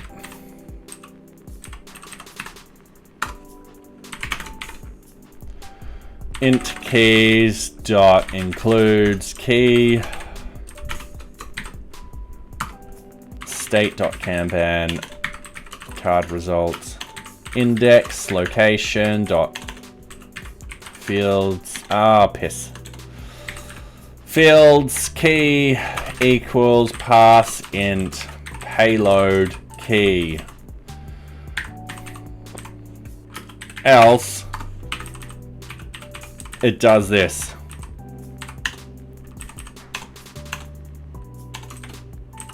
All right. Date the results. If we need to check to see if we need to pass as int. All right.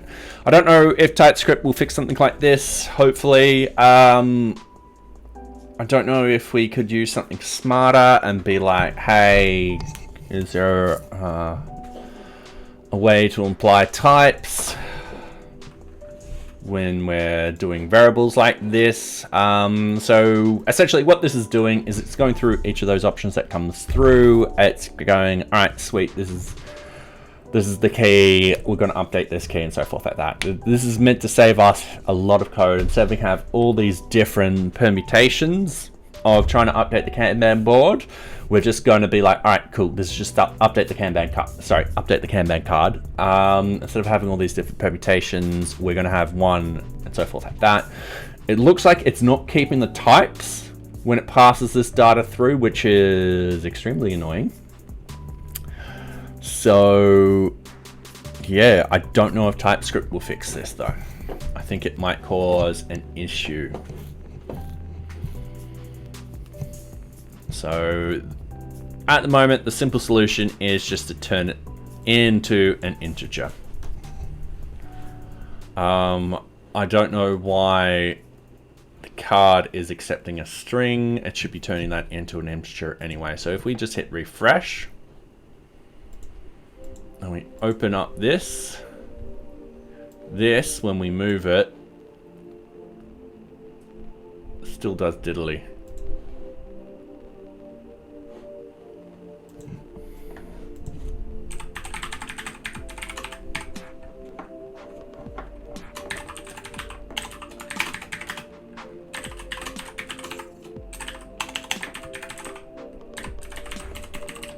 I'm just checking this. Now it's going to throw up some errors. Who cares? Gonna hit refresh. Gonna have a look at our console. I'm just gonna move one card. It's payload 12.5. All right, cool. Close. Let's open up that. Yeah. All right, let's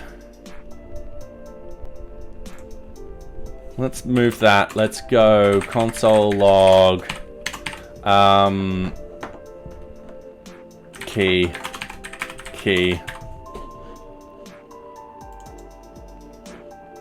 Let's just make sure I'm not doing something silly. Kanban level. Kanban column. All right, no, I'm doing something simple. Something stupid. So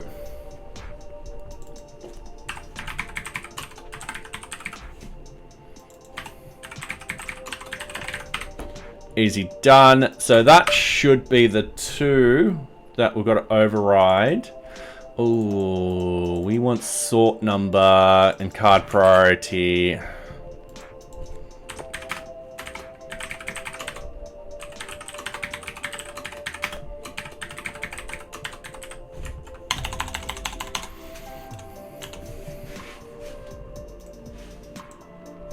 And Kanban priority.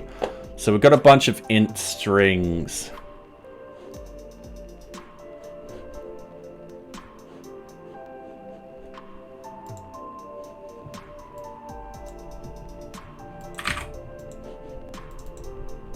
There you go. That's it.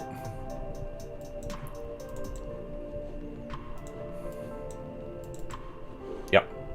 That's it. Cool. So if we go git status, git.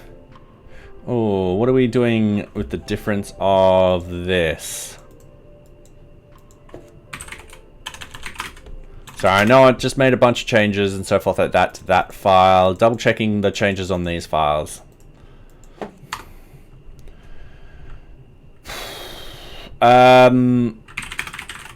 Let's check that out. Now that I think about it, yeah, let's just, it's not going to work. And then I made a change on this file. Oh,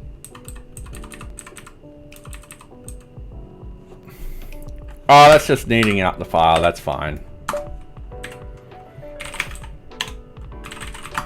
Git add everything from source, git commit, bug fix, and code cleanup. Let's go over here. Let's just copy this. Let's go back here. Let's just paste it in. Let's push. All right, sweet. All right, this one is now ready for retesting. Thank Christ. Okay, what's the 850? Still light. I love it at this time of year. All right. Remove group from object can remove users that are under multiple groups. Oh, this one's a bit of a doozy one. And also we've got object data does not have user permission checking. Now this one is a major one too. We've got to think about this one also, but I haven't properly thought of this one just yet.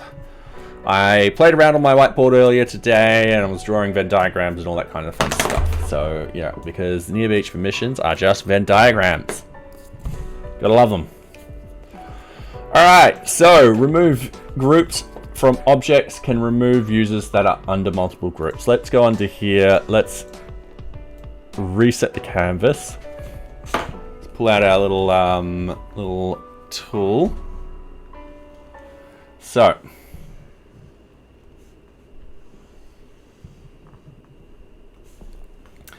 with permissions, you've got the object assignment table,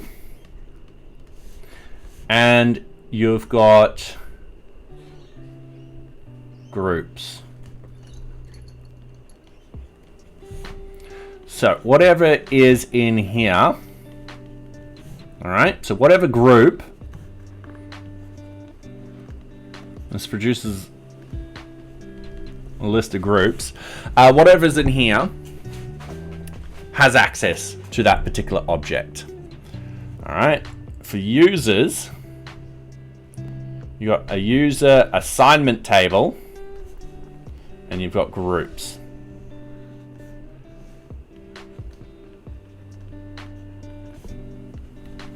All right, whatever here is what you've got access. So yeah, if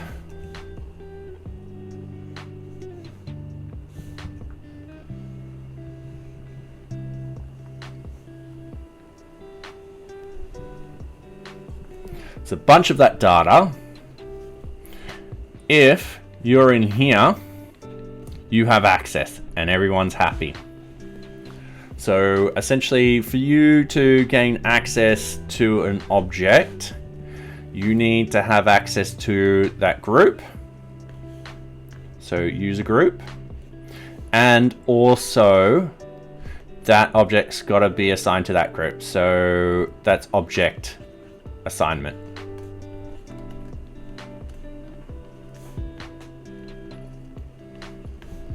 And this little sweet spot means you have access or not. Well, thank you, Socks. Yeah, look, you're sitting on my stuff.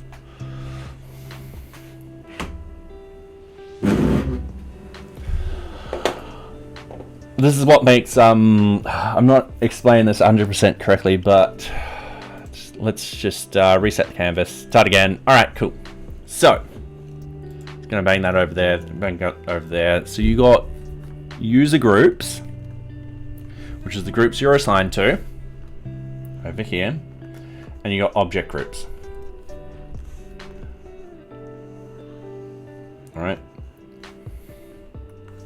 This determines if you have permission or not. So if you land in here for this particular object, you have permission for that object. Sweet. Now the thing is, you can have multiple groups, and an object can have multiple groups.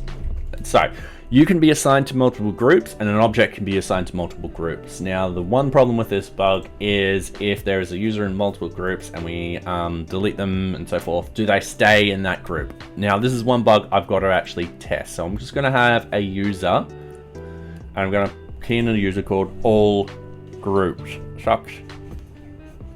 Thank you.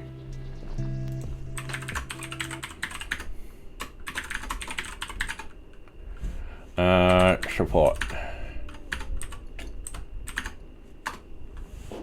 All right. They're going, hey, Nocturnal, how are you? Hopefully you're going well. They're going to be in all these groups, and they're just going to have the usual add edit. All right, cool. They're all in there. So what we need to do is we're going to create a project.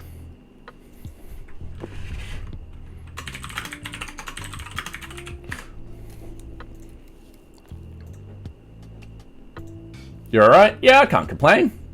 Socks is waiting. And what we're going to do is we're going to add in admin and QA, and we're going to add in every single user.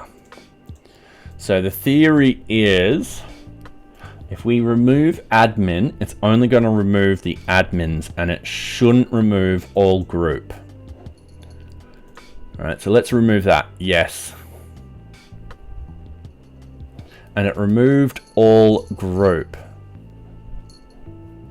So we don't have a check in place that's like, hey, is this user actually in one of those other groups that are allowed? Yeah, I know, Socks. He's right there.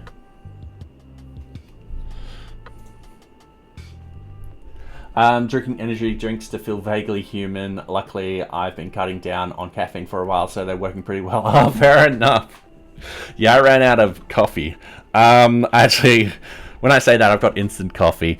But, you know, I'm not the biggest fan of instant.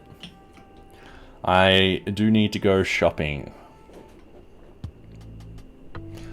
Alright, we'll do that. I think I've got the treats in the other room. Just give me 2 seconds.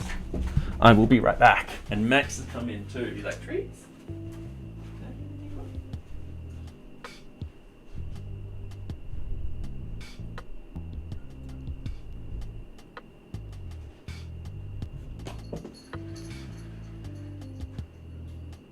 Whoa! Come on. In your bed. Come on. You know where to go. In your bed. Properly. I need to find more treats. Alright. Yes, in your bed. In your bed. Oops. I just dropped one. The cats can find it later. Max. Yes. Alright. Treats. There we go. Get 2 of them tonight.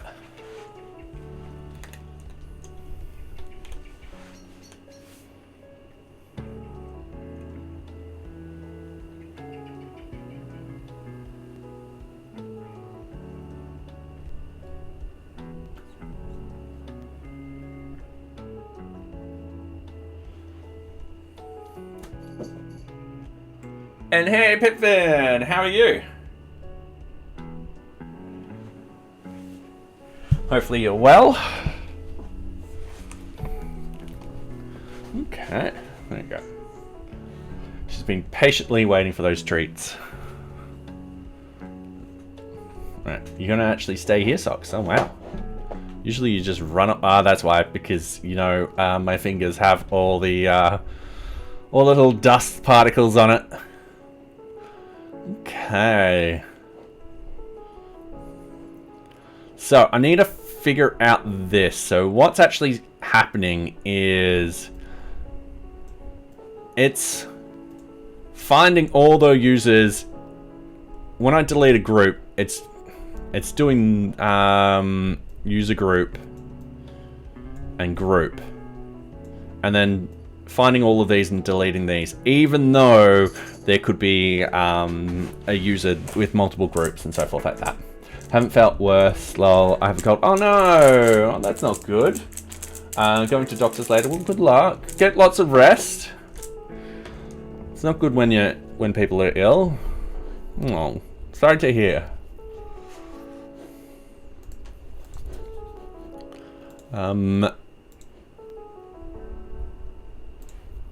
Alright. Views. Object group views? No, I think this is object data.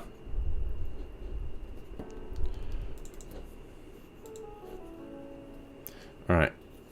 This is where I will double check everything before editing it. So remove group.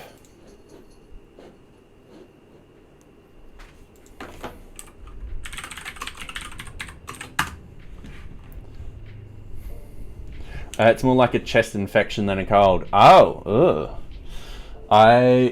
CBA to type, lol.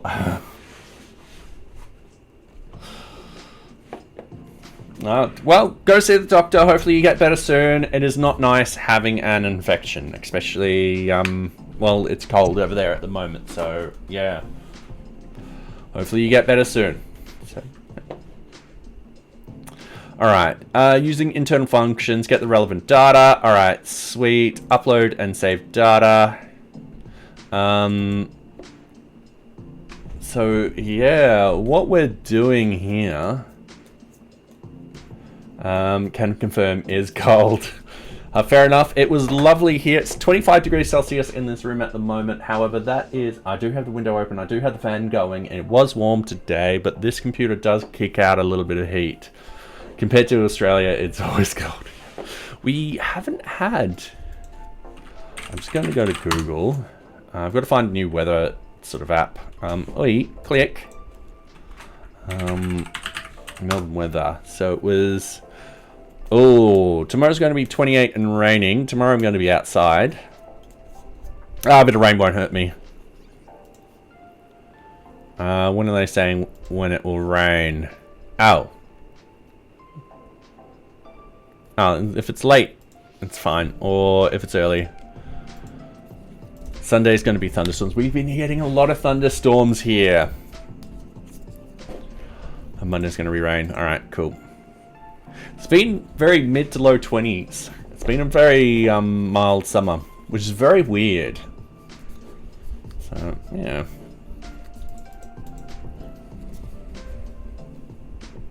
Alright, so... Well, I gotta update that link. Yeah, it's been great for some of my plants. So I have a pumpkin patch, which has just taken over my clothesline. Or around my clothesline. So that's been great. So the tomatoes have taken over both garden beds, you know, the veggie patch beds, which is great. Something's been eating my tomatoes though, which is not great. My chilies are about that big at the moment, so I'm growing chilies. I mean, the little tiny from seedlings, they're about that big, the seedlings, which is nice. I will hopefully, in about 2-3 weeks, transfer them to pots, I think, maybe 4, maybe 5, depending how fast they grow. And then, yeah. Also, my capsicum bushes are finally like this big. They're growing capsicums, which is awesome. So yeah, we'll still need to remove what's left of our dead tomato plants. Oh, should that be done in autumn? Damn. Fair enough. I mean, the other idea is it's the root ball, which is the problem. Yeah. If you got a worm farm, it's great. Just rip them out, just shove them in the worm farm. Root ball and all. They're in grow bags. Okay. Yep. Yeah, I've got potatoes in grow bags at the moment, so... my friend gave me the grow bag. So I've just got these little simple sort of grow bags.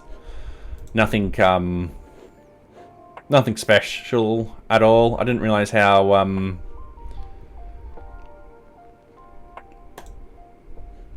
might actually get some more. Now I see how cheap they are. I wonder why she gave them. She was like, oh yeah, they're nothing. Yeah. So yeah, I'm growing potatoes. I don't know when my potatoes will be done.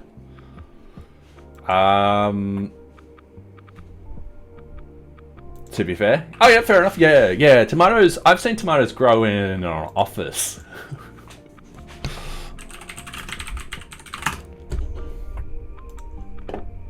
I don't know if anyone's taken...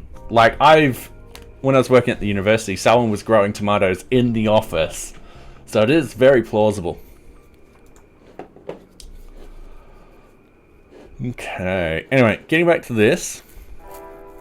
So we're just getting everything.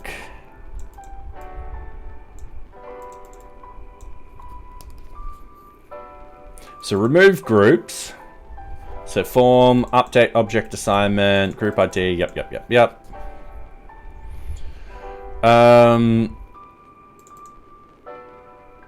Then clean users, this is where we want to go.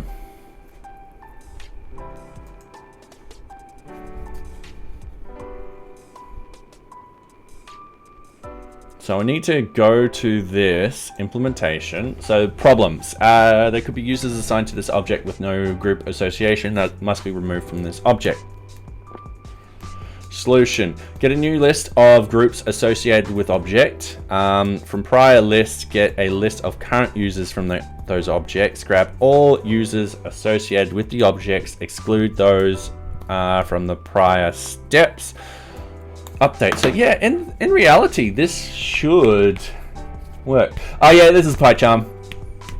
Yeah, I ended up going back and getting the open source software license. So, for those that don't know, pricing is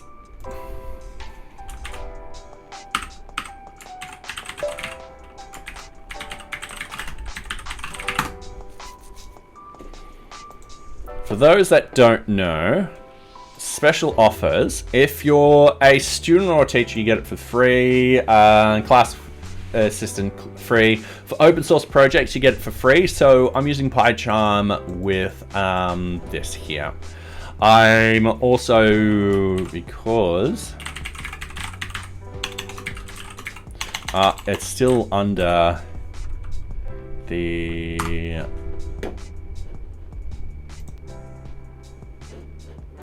also, this is still open source. I've still got to do the edit file and all that kind of stuff. So yeah. So yeah, that's for free. If you're not for profit, it's half price. Sorry, former student license, 40% off and so forth like that. So yeah, we use it because of this. All right, clean users. So groups associated. Sweet. Groups associated. Okay.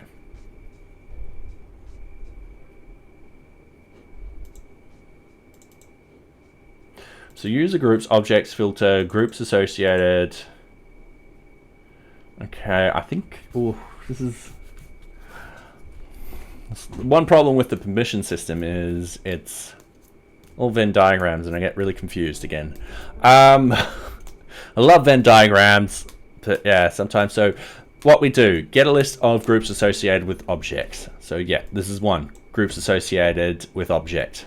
These two steps here. This first one just gets every single one, and the second one actually filters for those connected to this destination location. We've got the get object from destination, which just simplifies everything down. Two, from prior list, get a list of the current users for that group. So list results, user group, filter, where, all right, our users should have popped up into that particular one. All right, and then grab all users associated with the object, exclude those from the prior steps. So remove user list. And then we get the destination.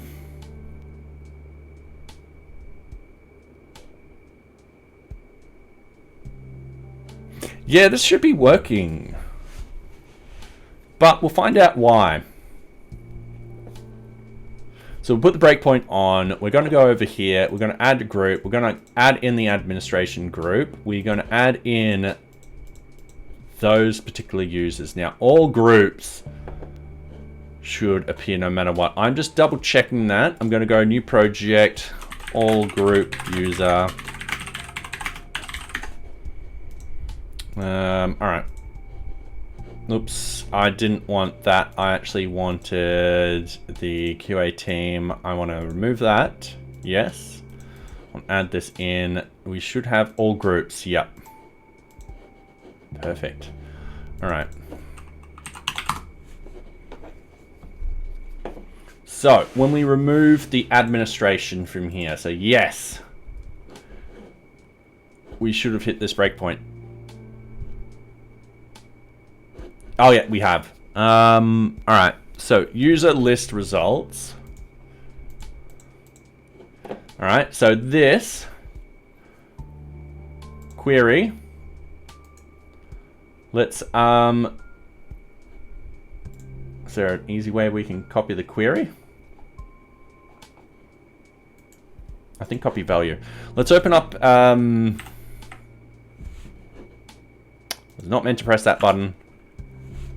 Was meant to press that button. SQLite. I'm gonna place it right here. I'm gonna open up this database. Sites, NearBeach, database, execute query, paste. What we're gonna do is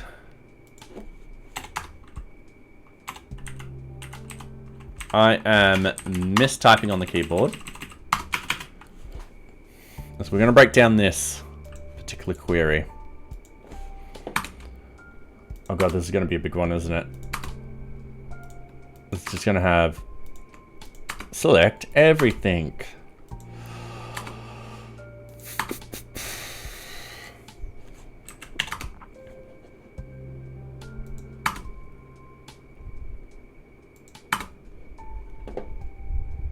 All right, where NearBeach group ID in, select U group from, sorry, this is a bit of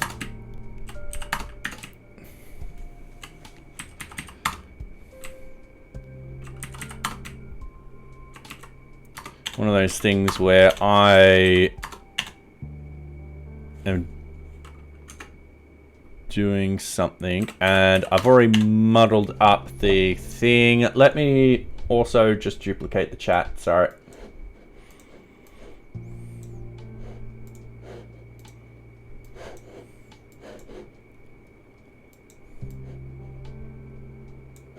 There we go. All right, so that will match with that, which is what we want. And is not deleted. All right, cool. So that, if we run this,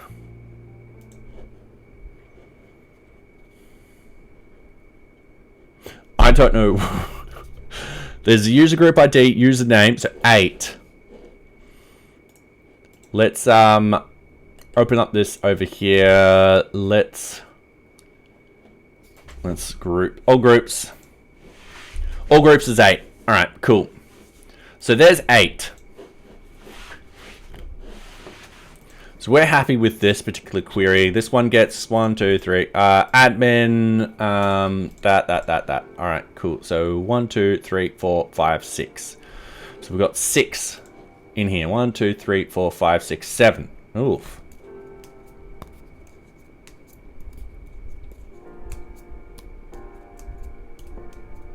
Okay. Did I miscount? Nope. Okay. So, grabbing everything. We're going through the remove list.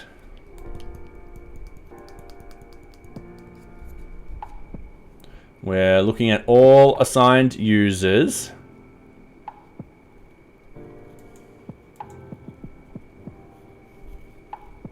Excluding those in that list.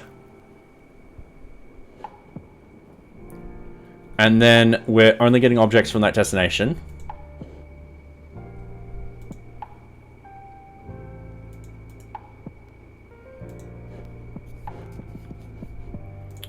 So if we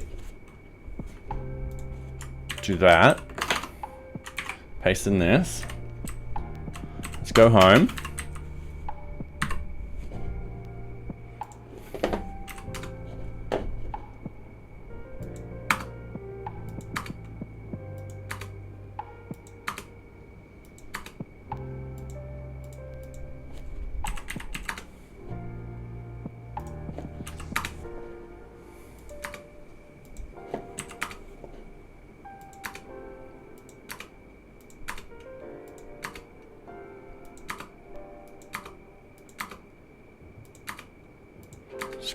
Sorry, this is just me setting this up properly. All right, from NearBeach objects where, and this is where we, oops,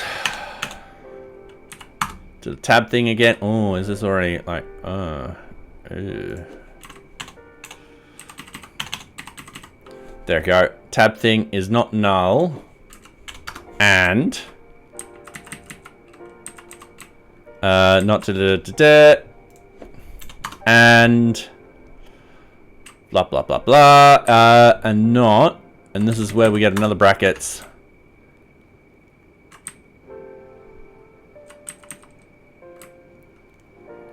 Not in. Another set of brackets from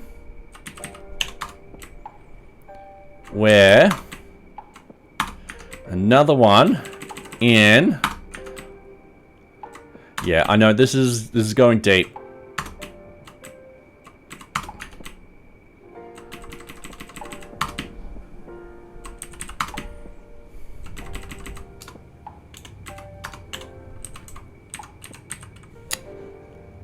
Lost my thing then. And not yada yada is deleted.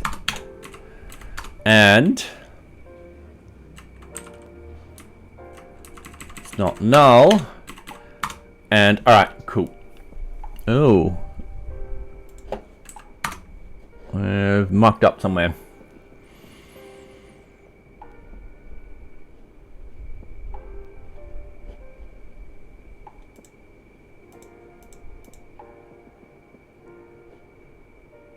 Okay, not too much of a worry right now. So 8 falls under there. But I thought we had that in the exclusion.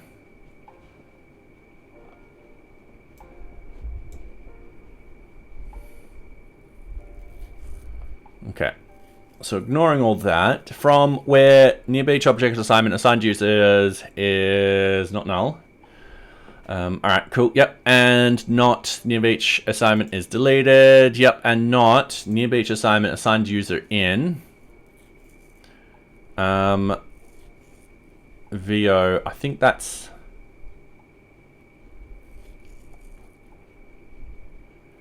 from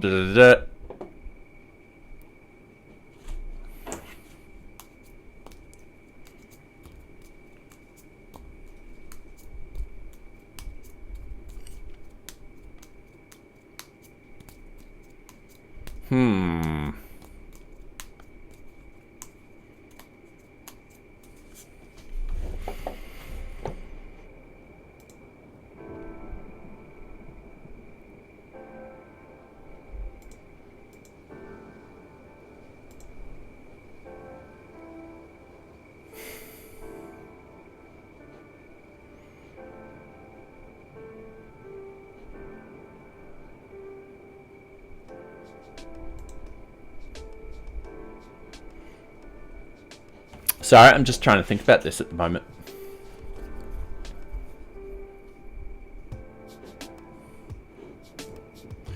The exclude users user list result does include 8 in it.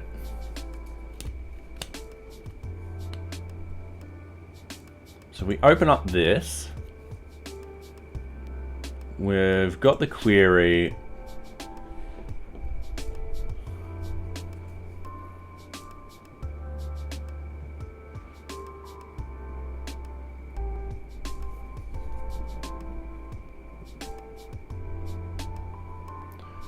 Might be one of those things we quickly I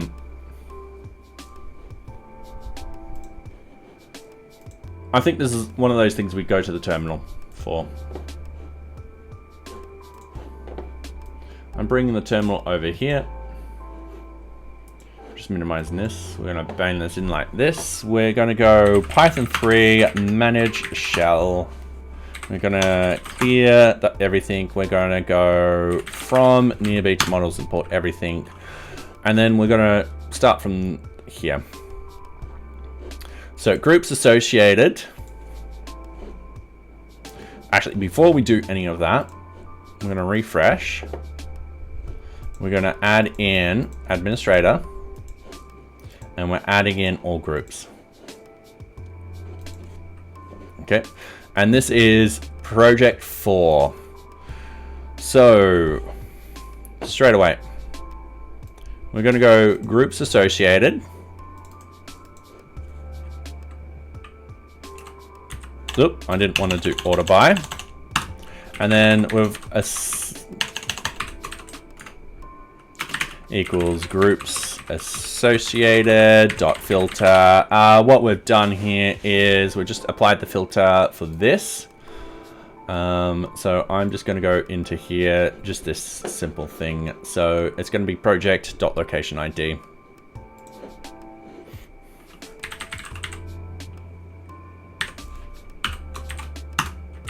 So we should have two groups in there at the moment. So we'll have the administrator. So if we go groups associated 0 dot group name.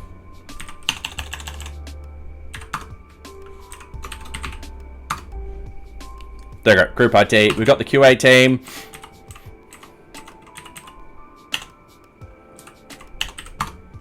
And we've got the administration team. All right, sweet. In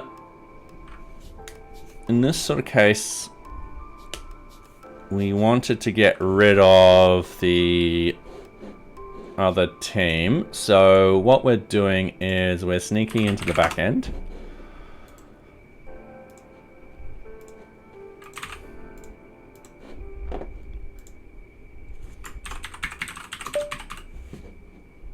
Grabbing the latest object assignment, which is test bug, change user. That we should have a group assigned user. No, wrong one. Group ID administration test bug. This is deleted.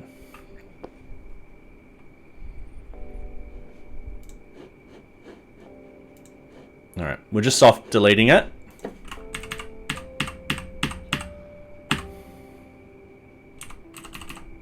So what we're going to do in here, we're going to go project equals 4. So groups associated will just be 1. So if we go 0 dot group ID, it's just done. All right, cool. So we're happy with that.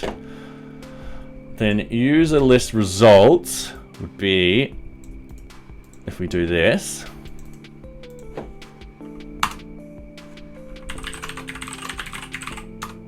should be all our users in there. So we've got the 1, 2, 3, 4, 5, 6.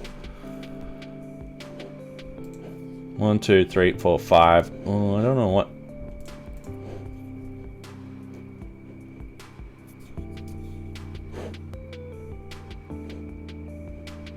All right.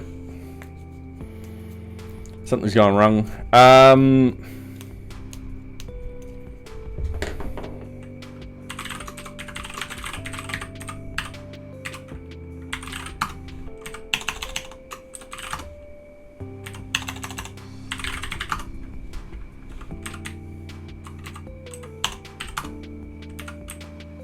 Yep, all right. It's because, yeah, the front end's deleting it automatically. All right, so there it is.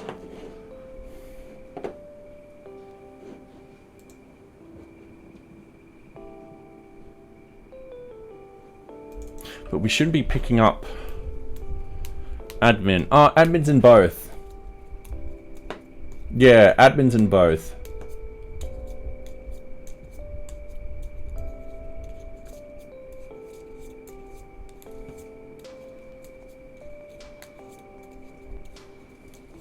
All right.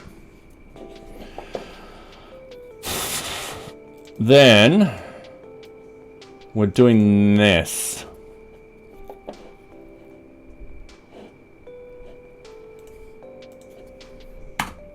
All right, so remove user list.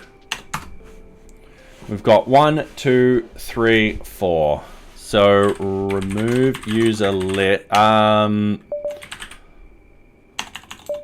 For A in remove user list, print A dot username.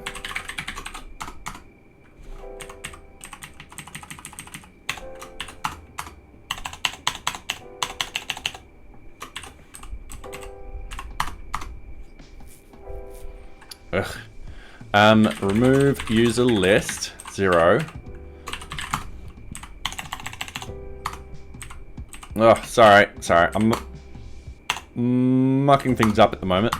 No, remove user list 0.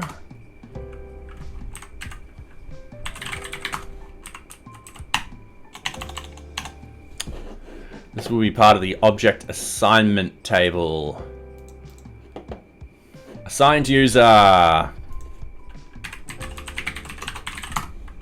There we go. So for a in remove user list, print a.assigned user. So we still have all groups in there, even though we should be excluding them.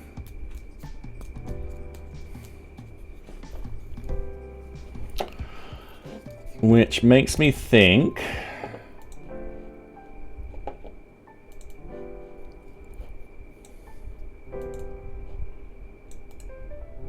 this isn't working. I don't think the PK is working.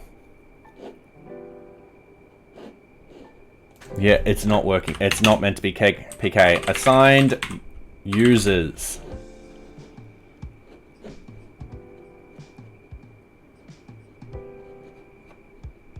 Assigned user. All right. Sorry, give me a couple of seconds. I think that was it. I think I just put PK in there instead of having the user ID. So what we're going to do, we're going to refresh this page. We're going to re-add in the admin. We're going to re-add in everyone. And then we're going to delete the admin. And it doesn't get rid of dark admin.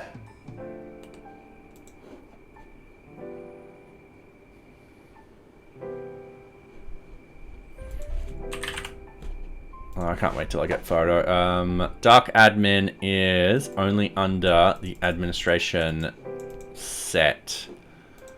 Okay.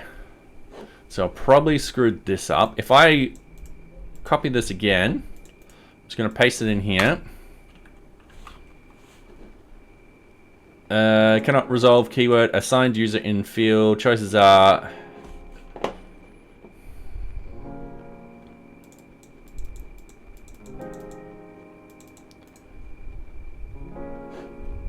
username ID. Alright. That's probably why it didn't work. It probably just crashed.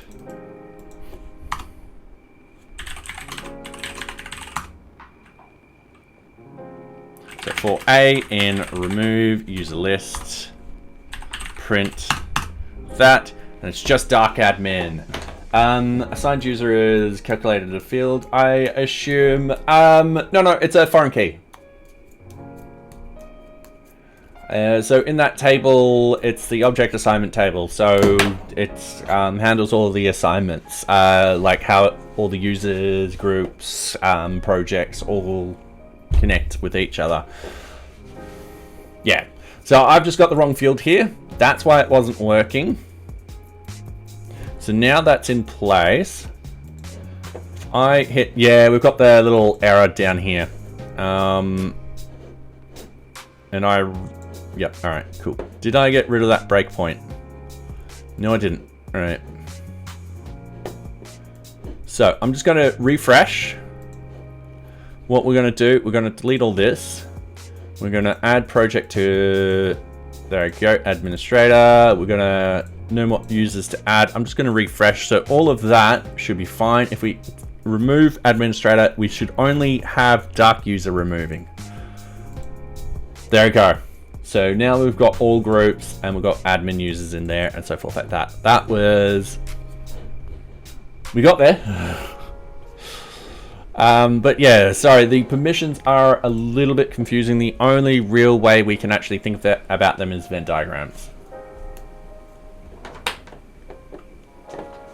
So yeah. All right, let's copy that. Let's go over here. Let's exit this. We're fine with this. Let's clear git status, git add, NearBeach views.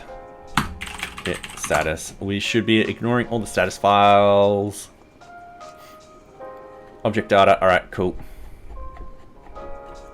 Git commit bug fix.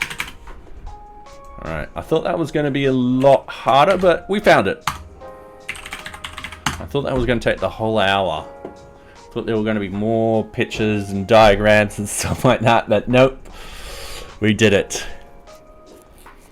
Okay, so this one's ready for retesting. Now, we've got the object data does not have user permission checking. All right, this one will probably take a little while, but we've reached 5 bugs. So worst case scenario, if we feel like I need to push this off onto the weekend, we can do a release today. Yeah, it's just lately I've been plumping the releases more and more and more, and I need to go back and be like, no, it's gotta have them smaller and quicker. Oops. Because we have got some features out. So if we go to GitHub, NearBeach.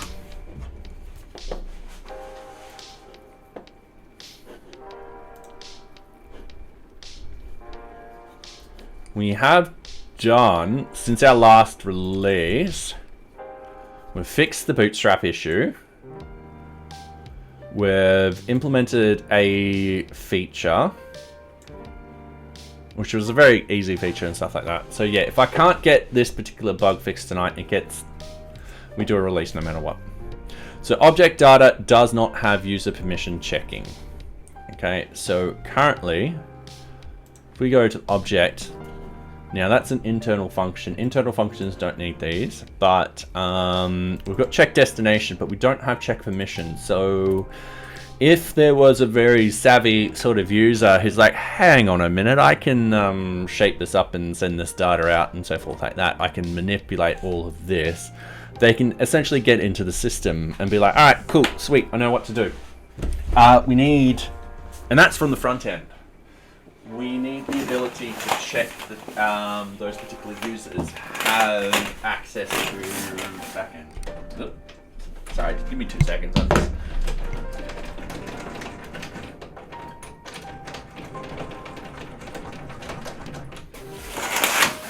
I think I can turn off the fan now.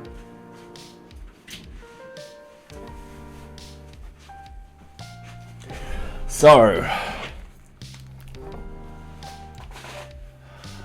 we need to add in those permissions and so forth like that. Now we have up the top, we've got the lookup functions and so forth like that.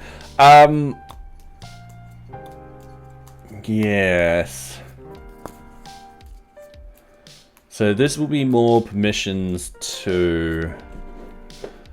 All right, so I'm going to minimize everything. I'm going to open up this. I'm going to open up the NearBeach stuff. I'm going to open up our decorators, and I'm going to check destination and check user permission. So the one which will probably hijack is the check user destination. Now the problem is we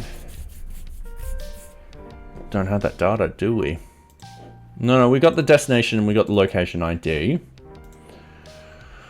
So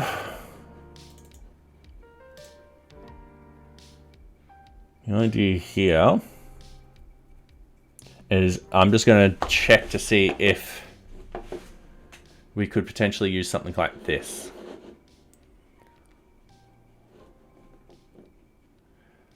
And we could always use the object lookup stuff. Because all we need to do is check change, oh, that's the change task permission. That's customer permissions, that's Kanban permissions. That's organization permissions. So that's check user permissions, that goes through.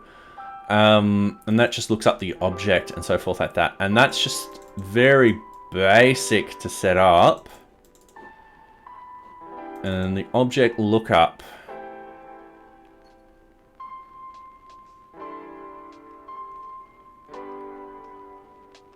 what's the object lookup? And the object lookup equals, okay, cool. And that's telling us whether it's, yeah, Now, we could use something similar to this. We could be like, down here, because we get the args and quargs, down here, if this is blank, double check to make sure it is in the args quargs type of stuff.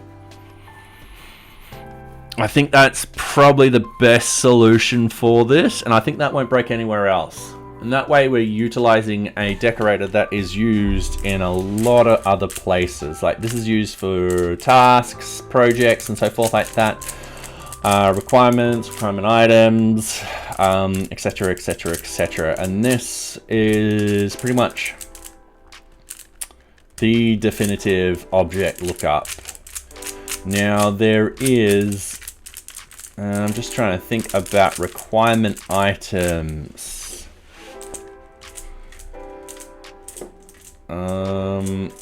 Because with requirement items, it uses something different again. Ooh.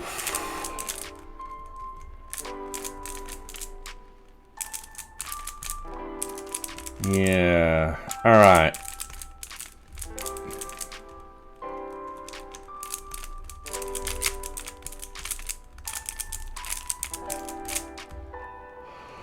So I'm just trying to think, how would I do this? How could I do this? And now's an ad break. Sorry for those who have just lost it with the ads. Yeah. I would rather no ads, but yeah. These things happen. I like it. I think a cent or two per stream, and not much per stream. Let's just say that. Let's just say it's easy. Yeah.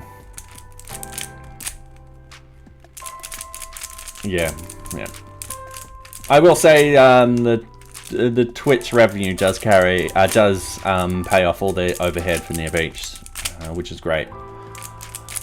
And we're hoping, yeah, to eventually save up enough to get a UI UX person in, just to shake out one or two pages or something like that. So yeah.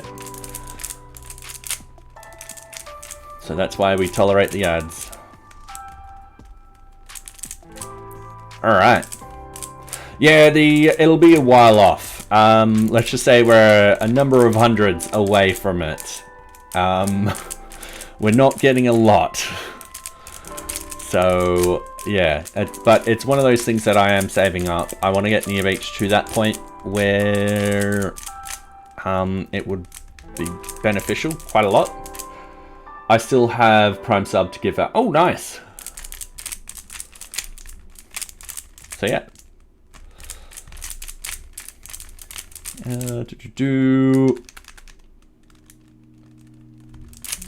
Alright, sorry, I'm just still thinking about this particular problem because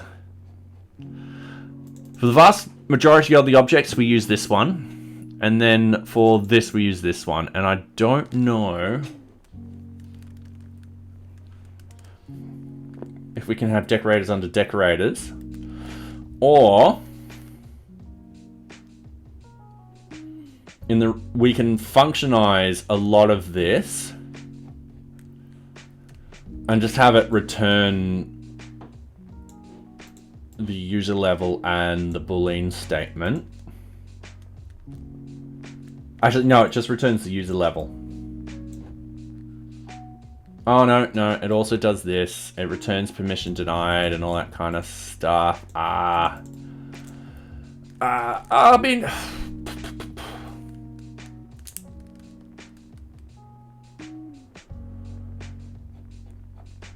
Yeah, the problem is this is slightly different from this. but I want to be able to access this information. If it returns a user level 4, all right, cool. So that will definitely need, if that can go in a function. By the way, a cleaner way of doing decorators with state like that can be to use a class. Oh, yeah, I should. Because then I can also split this all up and put in usable components in here.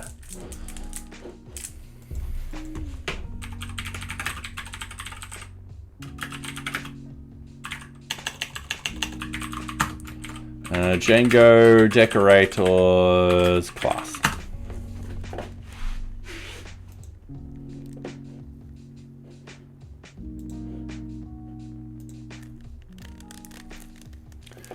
I think I just copied this. Our custom.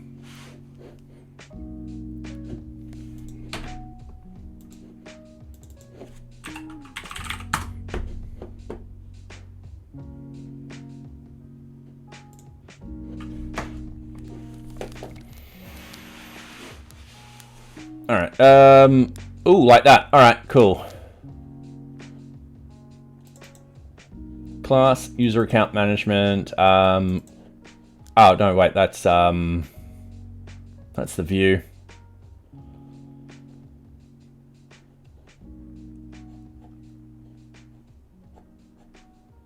Oh, where is this? And thank you very much for the follow. And none a kiki. Thank you very much for the follow. Welcome, welcome. Terribly sorry about your name. I am terrible with new names. So yeah, I do hope you are enjoying my content. So yeah. Okay, def item print function return item.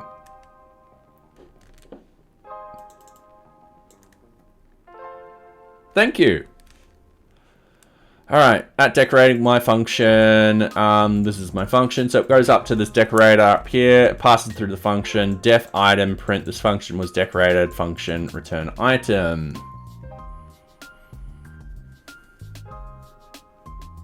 Okay. How am I doing this? I wrap.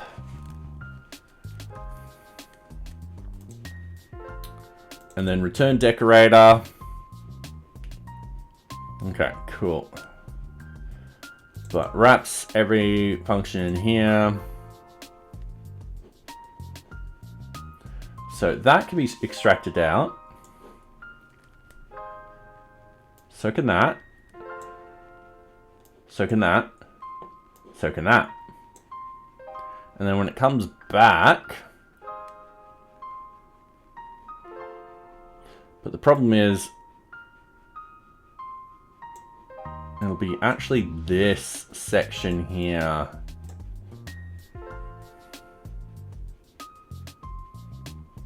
And we want the user group result. So the length of user group results equals 0.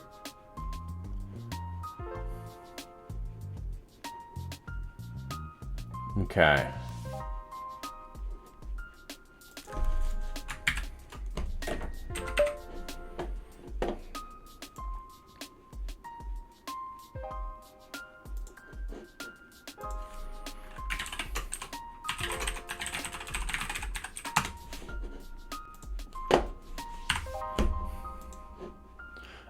So what I'm going to do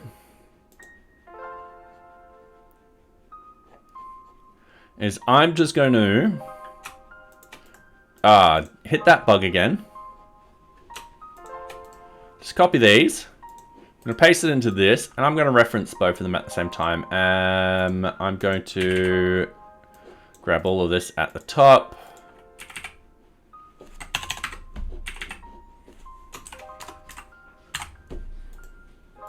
So we don't have any issues and so forth like that. I'm going to split to the right. And morning, Owen. How are you? I hope you're going well. And what I'm going to do is I'm going to go through and see what I can actually change in these functions or extract out. So I want to keep this in. because there's no way I can return the user group. So the user group is going to be the same for both. So I'm saying that the user group gets returned here. Get user group. All right. Like so. With this one, default level is 0, so we get the user groups. Then we go through all the quarks and all that kind of stuff. And then we essentially get the user group back. So if length of, oh, but this is where it's different.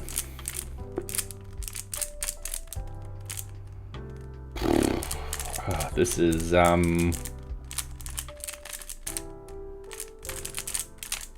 I can think of a quick fix tonight. But yeah, over here, we actually don't check the length down here. We check it up here. So if there are any quarks, then we check all this stuff. Otherwise, we look at the user permission.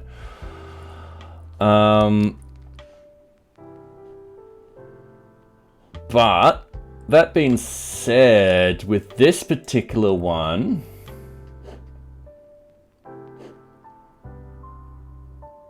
we do have quarks because we get them. So that will still work as a func if I put these in functions. All right.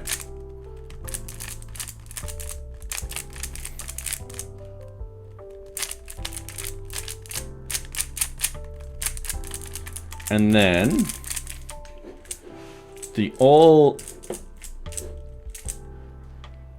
Now this is getting the group results. This user group results, group results. It just gets the group results. This gets the user group results. No, sorry, I'm thinking of two different things. User group results, user group results. All right.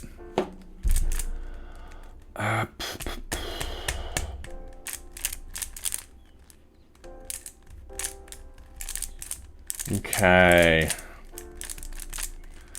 So, one thing I need to do, and a problem I'm having is, if I can draw this out. Are you using Windows or Linux for coding? I'm using Linux. So I've been a Linux user for 2 decades now, which is a very long time. It shows you how old I am. I just use the usual Ubuntu. I don't customize it anymore like I used to. Used to love doing all that sort of stuff. Used to do quite a lot of system administration in Linux. Still do it every now and then. Every now and then I need to break into one of my work's VMs. So that knowledge comes in handy. So yes, they're very happy they hired me for that knowledge. All right. So what's actually happening here is in NearBeach you've got objects, which are your customers, your orgs, organizations, your projects, your Kanban boards, your tasks, etc. You also have what's called sub-objects, which will be your requirement items, or your items, your change tasks, your cards for the Kanban board, and so forth like that. So the idea is these require different permissions in the sense that with an item, a requirement item, you look at the requirement for its permissions. For the change task, you look at the RFC. For the cards, you look at the Kanban board. So this is why we've got different decorators for these sub-objects. If we had the ability to have a decorator, so check permissions, decorator, we had the ability once in to determine what object, if a subobject,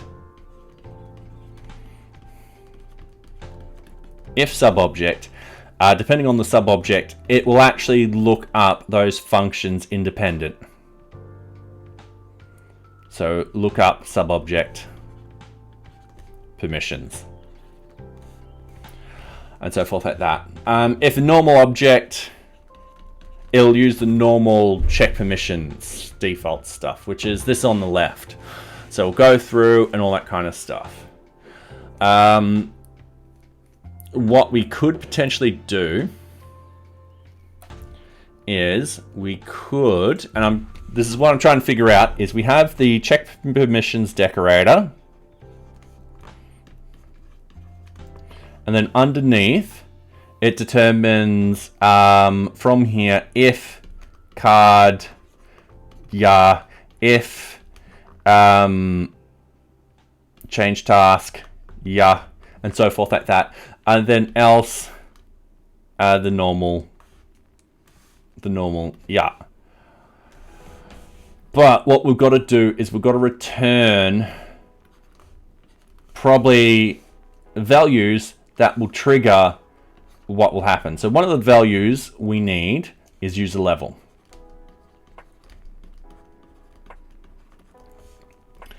Another value we would need is whether it worked or not. So pass or fail.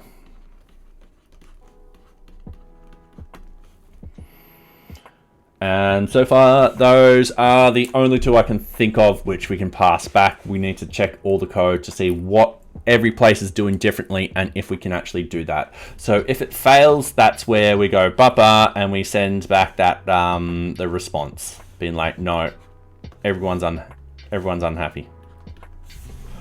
How am I? Going good. It's Friday. It's 10 p.m. I've been streaming 3.5 hours almost. I swear to you that clock's slow, but so yeah, can't complain. How are you, Owen?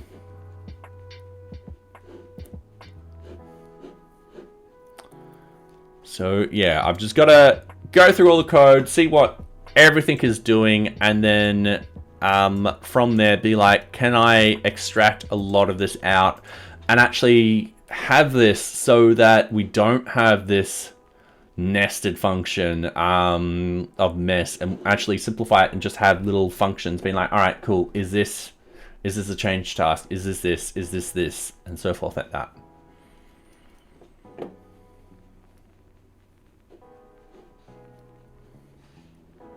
So let's start with check change task permissions. Let's start from the very, very top. Let's go in. So change task is a subobject. Its parent is the RFCs.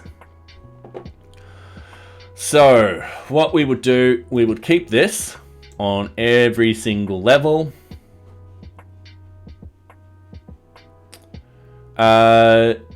Now it has user groups. So what I want to do is I want to write in here change tasks. So I'm just seeing what data it's collecting, user groups compared to everywhere else.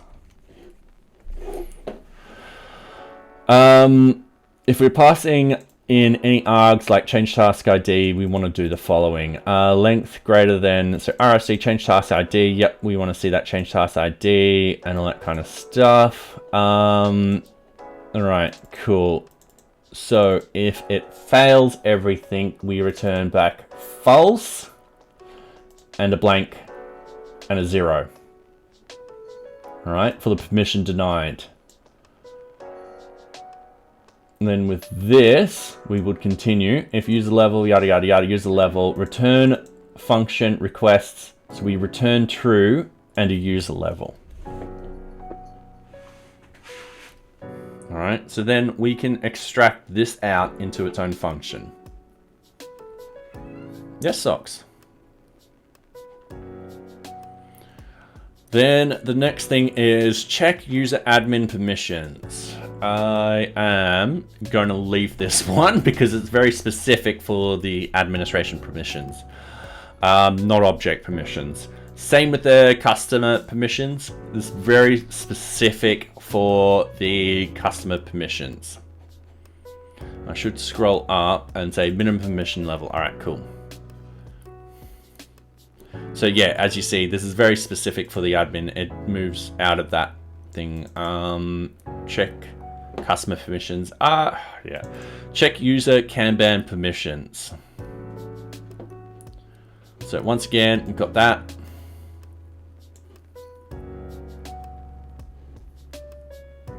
We would then filter for this.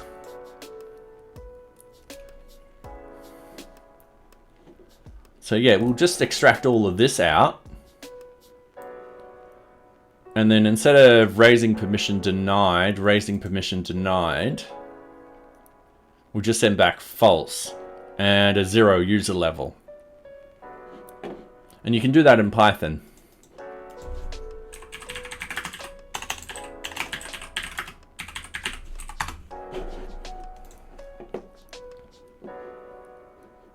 Like so. So it's just separated by a comma. And then what we do is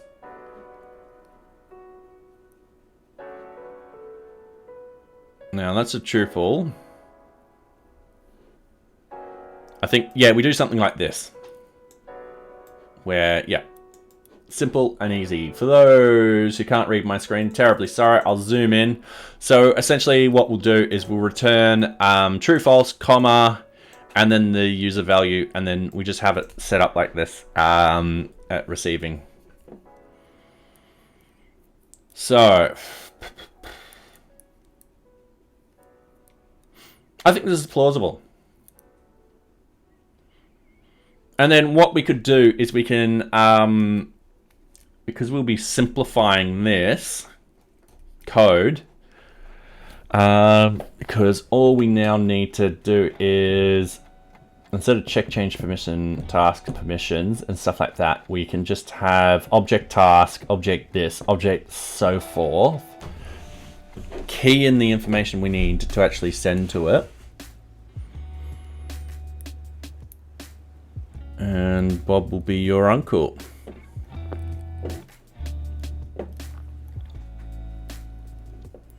And then all we need to do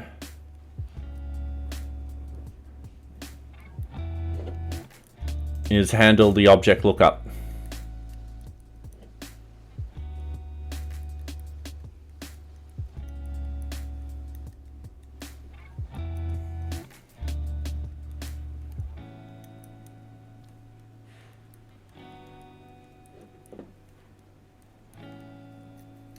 So I'm just pausing for dramatic effect. Sorry. Terrible joke. Okay.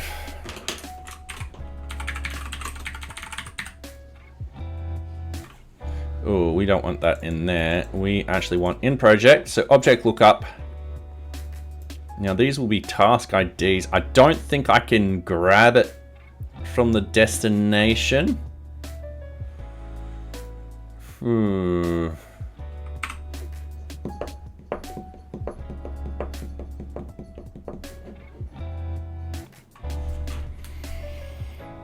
Okay.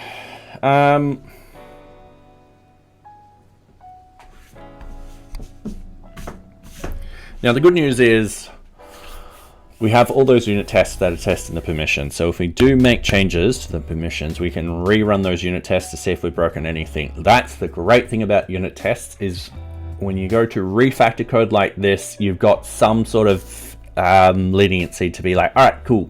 Is it working or isn't it working? So we always test for positive results and negative results. So there's going to be quite a lot of failed results and so forth like that.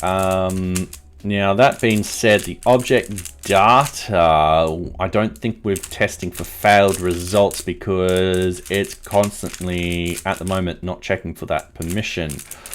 So that is some way someone can jump into the system and cause trouble. So, and thank you very much for the follow, George. Python or P. I'm terribly sorry. I'm very bad at pronouncing new names. George.python or George.py.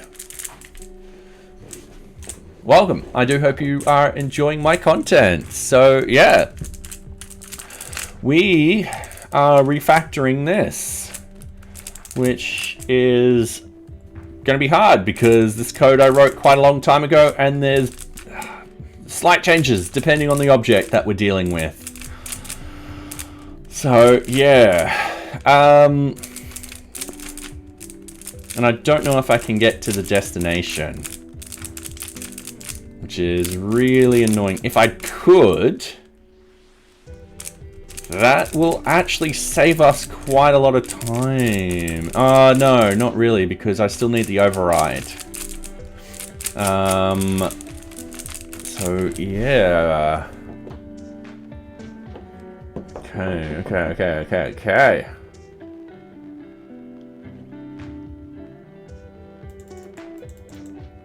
So check user permission. What I'm going to do, I'm going to put breakpoint here. I'm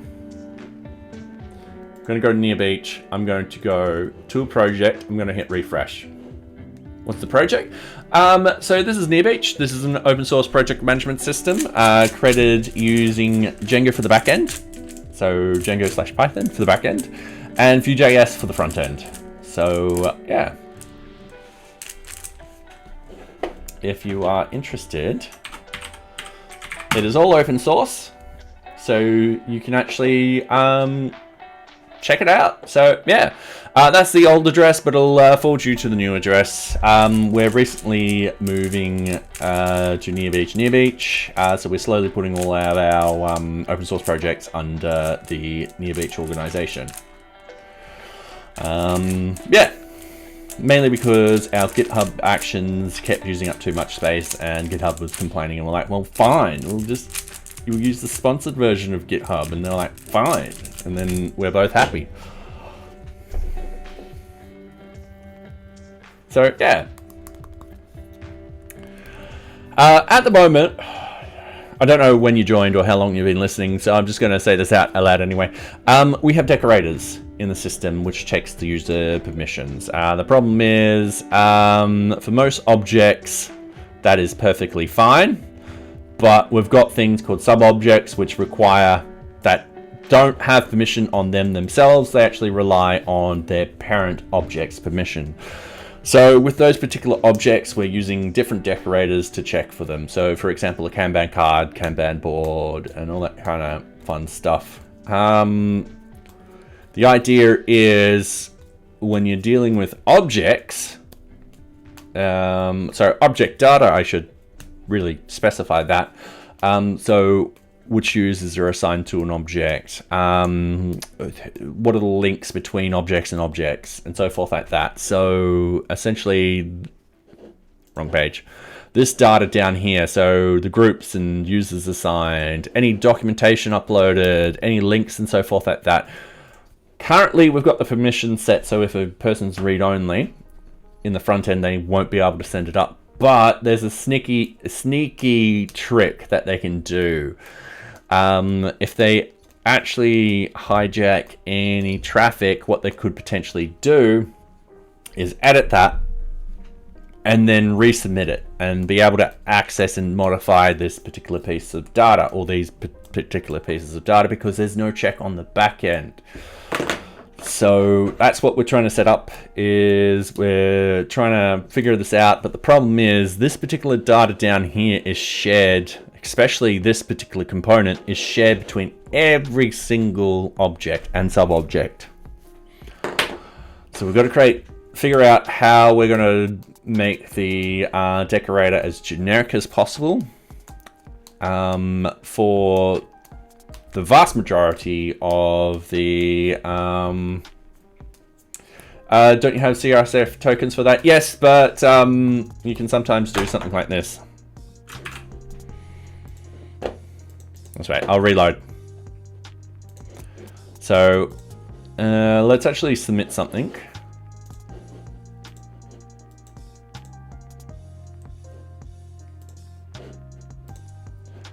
So we've just submitted one with a 1 in there. Now we've got admin and QA team in there. If we actually go to the groups, let's say we want to not add in QA group, let's say no group. So we want a 4. So what we can actually do is we can edit and resend. And we can change that to a 4 and send. Oh, it blocked it this time. All right, in the past, it has group list. What? Group list is in there.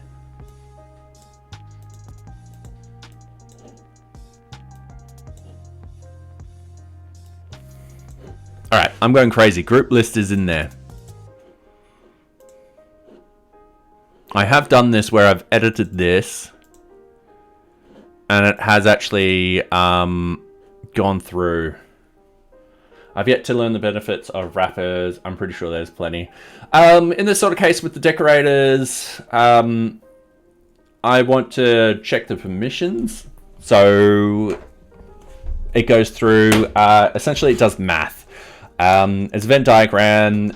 The object is assigned to groups. You're assigned to groups. If there's a crossover, you've got access. And then what it does is there's a number between 0 and 4, where 0's got no access. 1 you can read only. 2 you can edit, and so forth like that.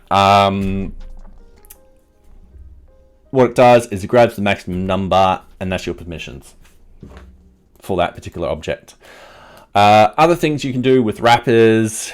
So if we have a look at here, we've got the require HTTP method for Django. You've got the login required wrap, and I've got another decorator that checks the destination. So in case someone keys in the destination wrong, it actually sends back an error. So that's a pretty simple decorator. That's like this in a if destination is not an object array, return denied, and then it just returns back the thing, and everyone's happy.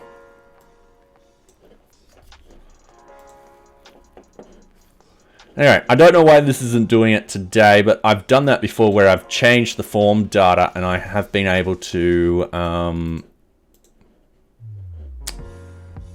essentially get past everything. Because there's the CRF token.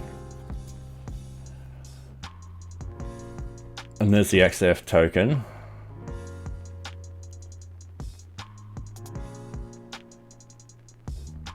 Because, yeah, I've changed this. And saying group list isn't there. It's right there, man.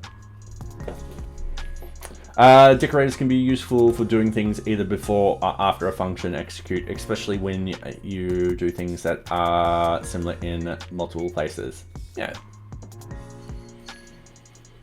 Which is why we moved the permissions to decorators, because I realized I was just copying and pasting code. I was like, there has to be something better than this. I looked it up a long time ago and they're like, oh yeah, you just use decorators. And I'm like, sweet.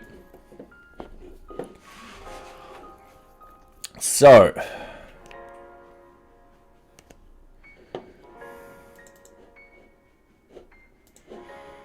check user permissions.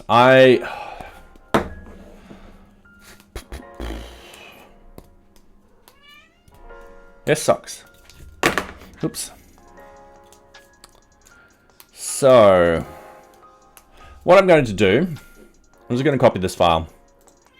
Yes, socks. I don't know. Has it been half an hour, socks? I don't know if you guys can hear me. Hear my cat.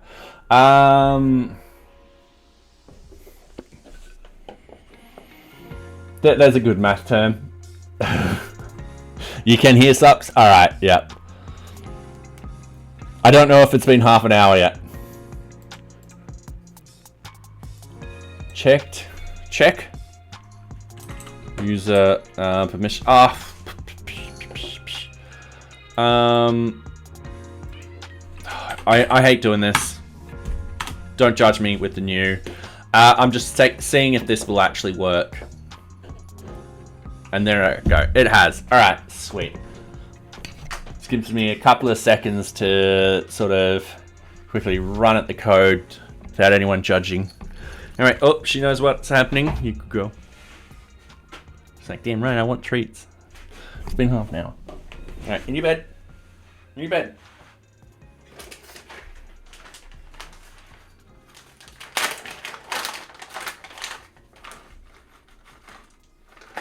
All right, in your bed. I'm gonna hide them in your bed now. Go on. All right, there's one. There's two. There's three. There's one back there. Hey, Mix. You gonna chew them?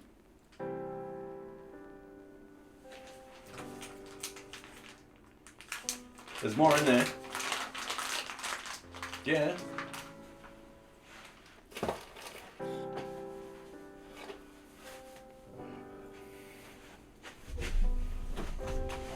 All right. She is searching like there's no tomorrow.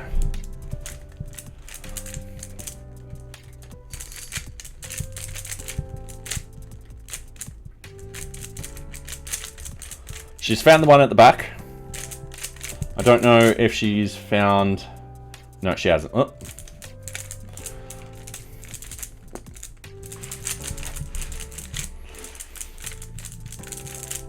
So here she is, just eating the treats, being like nom nom nom nom nom nom. No. There, oh, I think she's found it. I think she grew suspicious when I had my hand there, and that's why she found it.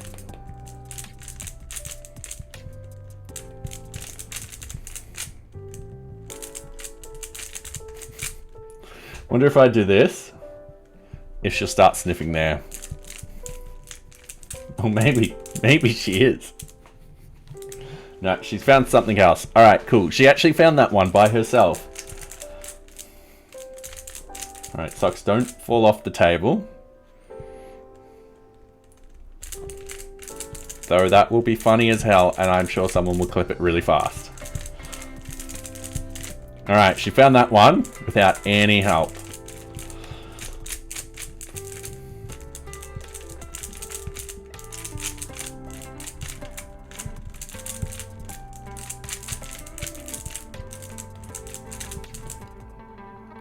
Right, we go.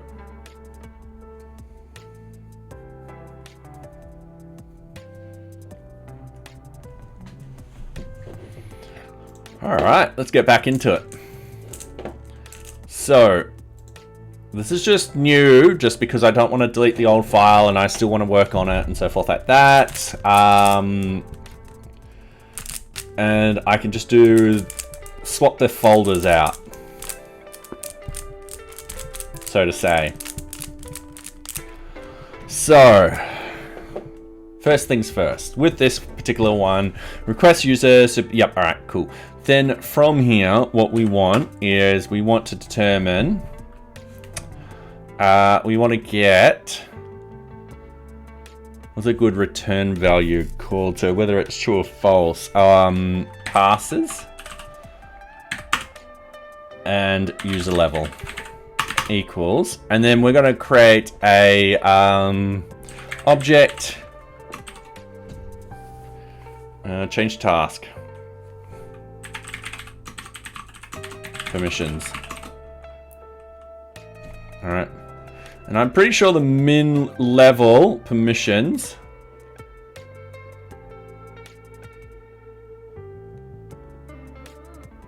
isn't done until down here.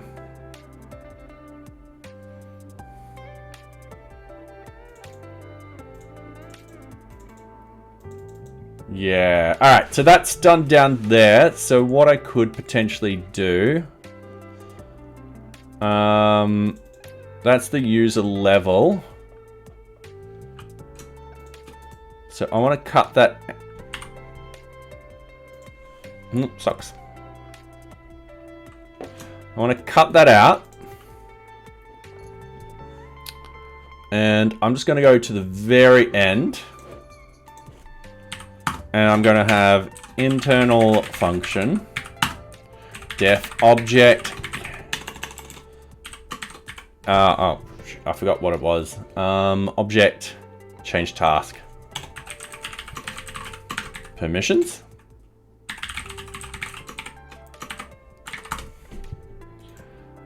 And we don't pass anything into there.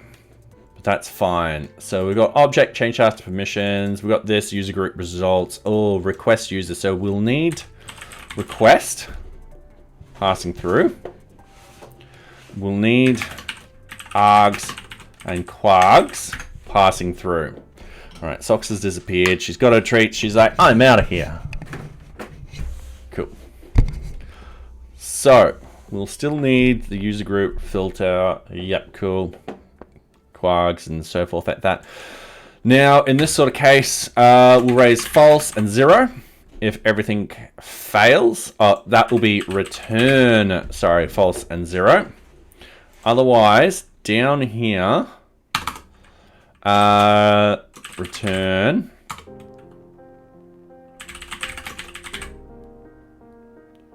true and user level.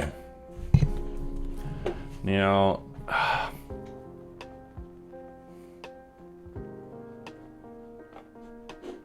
I feel like we can simplify this even better. And what I'm going to do is I'm going to split. Actually, no, that worked perfectly. I'm going to move that down. No. Sorry, I was meant to split right.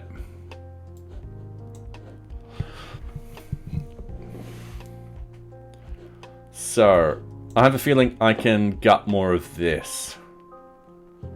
So I feel like I can gut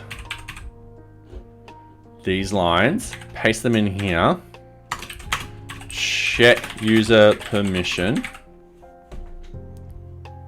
If the user level is greater than the minimum user permission, so we'll need min user permission. I mean, that's sending it back and... yeah.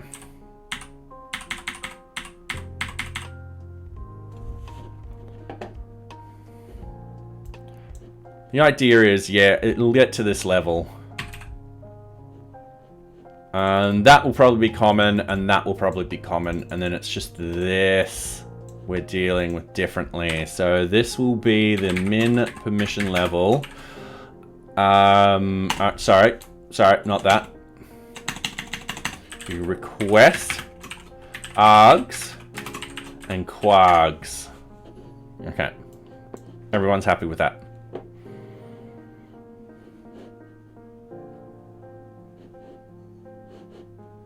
In fact, I just think it's going to be like that.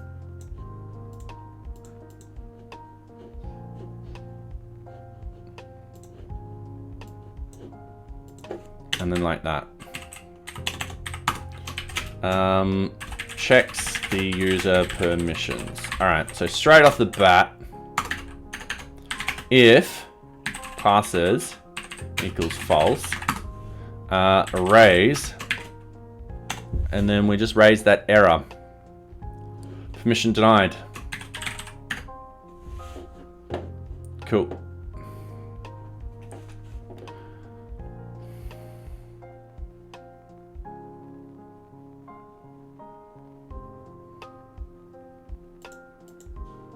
If not passes, done. If it doesn't do that, done. Bit redundant, considering that's also there. But we'll see what we can do. Oops, I'm knocking my headphones off. We can see if we can simplify this even further. So that's the object change task. Yep, change task permissions. The args we're not using, so we're going to get rid of the args.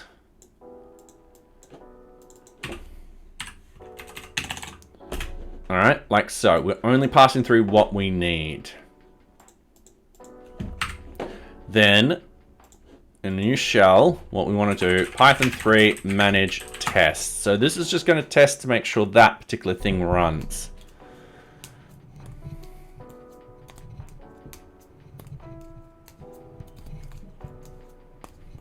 All right, it runs fine. I mean, all we've done is we've just extracted out a component and put it in a function. That's pretty simple. So starting from the top, we've done the change task permissions. We're not touching user admin. That's a completely different ball game. User customer permissions, not going to touch either because that's a different ball game altogether. Though that being said,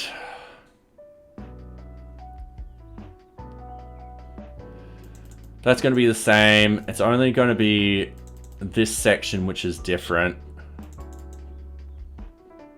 And there's the user level thing again.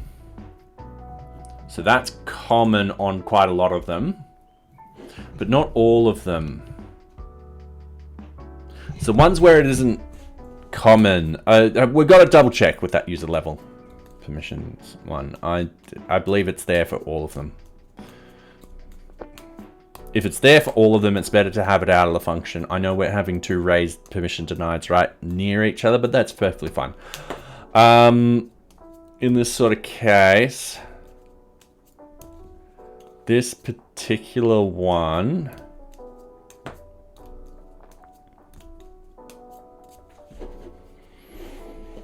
check customer permissions.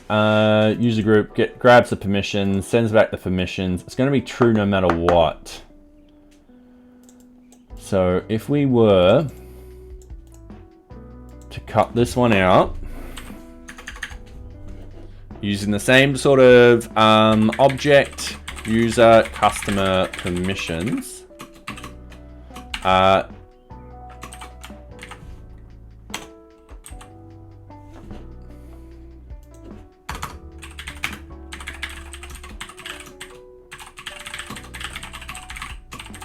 we might even just shorten these to just object.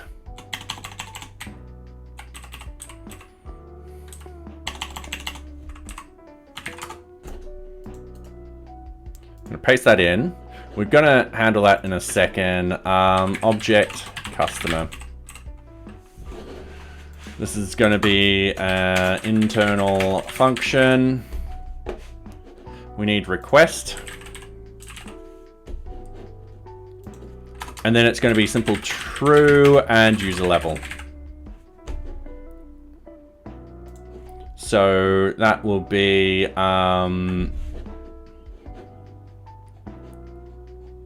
same as this one up here, passes and user level.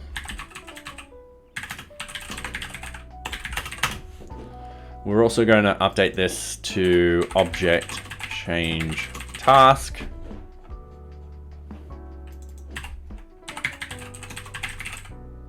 Oh.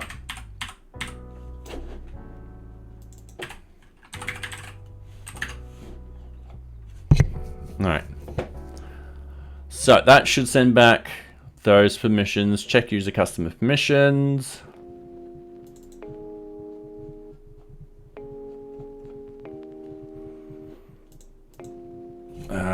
Request. So if not passes, then raise permission denied. All right. And then it does the user level, and then it does this. Done. So this is looking like we can make this very generic, and then we can get rid of a lot of code, which will be nice.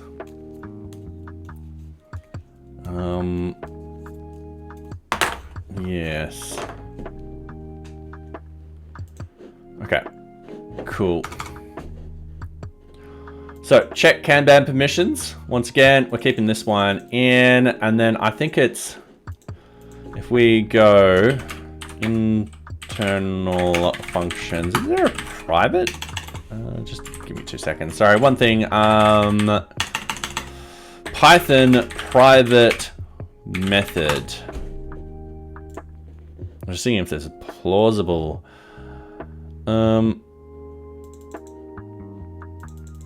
Okay, yep. And then if I put everything in classes, and all right, cool. That might be one thing which I do another day. I just want to get this to work. I don't want to overcomplicate this at the moment. So internal functions, this will be def object Kanban board. We'll definitely send through the request. How much time to learn JavaScript? What do you mean?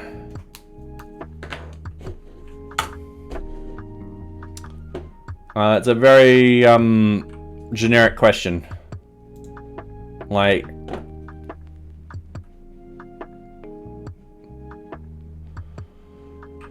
alright, so we need to grab this data and then paste it over here. And then over here, we need to go passes and user level equals object Kanban board, and then we send through the request at the moment. I think it would take at least an hour. Fair enough. It depends what you're wanting to do. So if you wanted to learn the very, very basics, I would recommend FreeCodeCamp. However, that being said, if you wanted to do simple thing, sorry, let me rephrase this. If you know another language, a lot of that language has transferable skills. So a lot of all your learning is the syntax and so forth like that. And then you're learning extra functionality, like for example, filters. A dot filter, let's say it's a row where return A is greater than 3. Oh, sorry, not A, row is greater than 3, and stuff like that. So then you got those sort of extra things, which you learn piecemeal by piecemeal. So you don't need to learn them today. You can actually be like, come across a problem, be like, oh, I need to solve this problem, do a little bit of research, and actually then be like, oh, cool, there's filter. I can use filter for all this sort of stuff. I mean, I learned C, C++, and Python. Do I need to, at the same time, to learn JavaScript? Hell no. The great news is JavaScript is very similar. When I say similar, the syntax, oh, can't speak. Syntax-wise, JavaScript is very similar to C. So you'll notice, I don't know how long you've been watching, but I do quite a lot of JavaScript using the VueJS framework. Sorry, I'm just bumping around and everything like that. If you have a look over here, you'll notice that a lot of it looks very similar to C. You've got if statements and so forth like that. The only sort of complicated thing at the moment is just the 3 equals and so forth like that. Yeah, that's just how people are moving into that particular language. That is something you would need to learn, but that would probably take you half an hour to learn. And the best thing is, if you actually open up your console tools over here, you can actually just play around with JavaScript in here. For example, let's take the 3 equals. So if I got a variable A equals 1 and a variable B equals 1 like that, A equals B will be true like that. However, if I wanted to take in types, or to be precise, the 3 equals will be false. However, I can go pass int to that B and it becomes true and so forth like that. So yeah, people have written up a lot better articles around it than what I'm explaining there. That's just a little tidbit, just a little tiny bit of information for you about that. But otherwise, yes, you can jump straight into it. Whether or not you use a framework, it's up to you. It depends what you are currently doing. So I'm using VueJS for my front-end stuff. No particular reason why.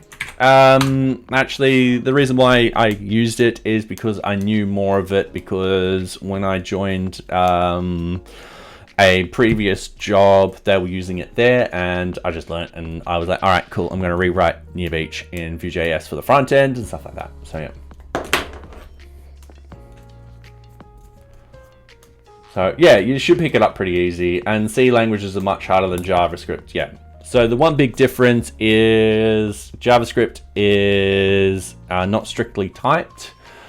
So for example, you can go var A equals 1, var, and then you're like, oh no, wait, I needed that to be a string. And it won't care. JavaScript will not care whatsoever. in itself, it has its own problems because of that. But that being said, you know, powers a lot of things nowadays. Yeah, hopefully that helped. My recommendation, just start with a small project or something like that. I started with NearBeach.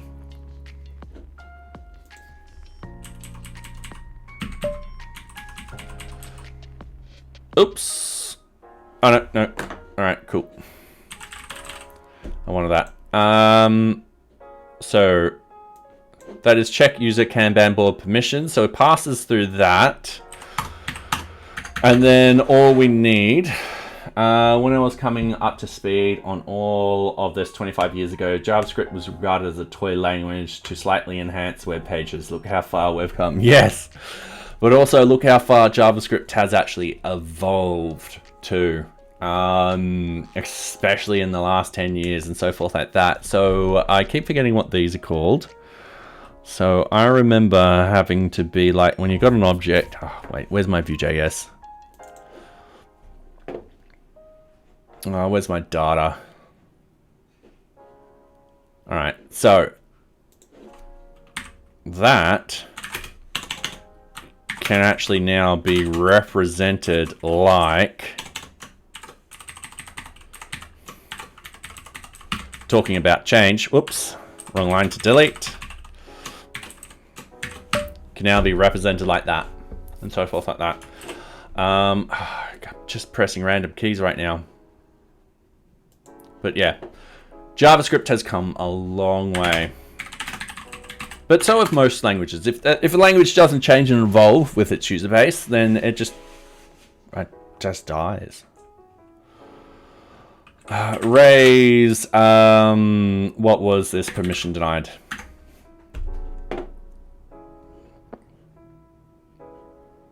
All right, yep. All right, this one is check user Kanban board permission. We're gonna scroll all the way down to the bottom. We're gonna fix this one up. So we got the request coming through. We need the Kanban card ID. So what we need to do is Kanban card ID, pass that through. So we go up to the check user Kanban permission. And then we key this in here. Like so. All right, so we're happy with that. Everything's fine. Okay, cool. So we don't want raise permission. We want to return false and 0. And then we want to return true and user level. All right, sweet. Cool. So I should minimize that so you guys can actually read the code. So we've just done this. So we can see a pattern emerging between all of these different checks and so forth like that. If there is a definite pattern, what we can do is we can get rid of them and then be like, all right, cool. What's the difference between them? If we can shove that in an if statement, we can be like, all right, cool. So one of the if statements would be like, oh, we need the destination. So yeah, I feel like we're very close with this one.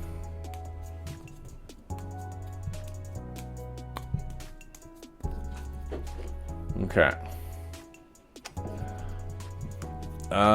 Check user organization permission. Okay, once again, it's just this. It's literally just this code. So we're just going to cut that out. We're going to do the internal function def object. Should just scroll up a use organization. We want the request to pass through. We definitely want all of this information. We then want to return true and user level. Then over here, we want passes and user level equals.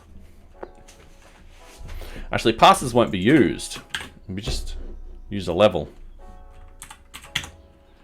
Object organization, and then simple request. And that's it. No new line at the end of the file. There I got new line. Then check user permissions. So this is the generic user permissions.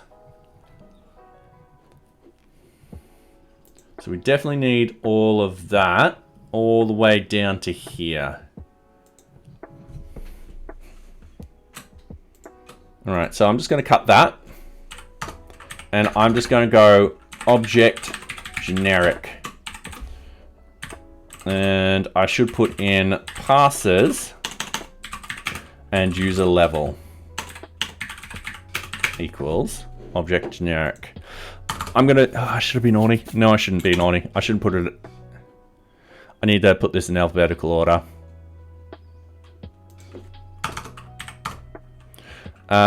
Internal function def object generic. We're gonna have request. I don't know what else we're gonna have right now, but we'll just paste in the data or the code and we'll figure it out. So straight off the bat, user results. All right, request. We need the quags. So request quags. All right.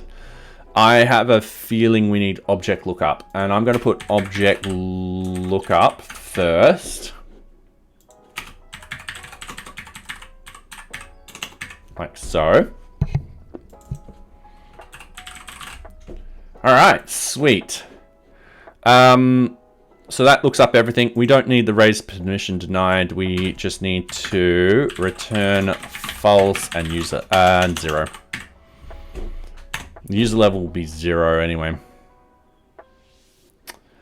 And then here, oh, just clicked on the wrong thing, didn't I? Yes, I did. Oh, now I'm going to have to try and find all of that through this mess. All right, cool. Didn't have to go far. Object generics. Return true and user level. And then over here, we just need to go if not passes, raise request, what was it? Permission denied.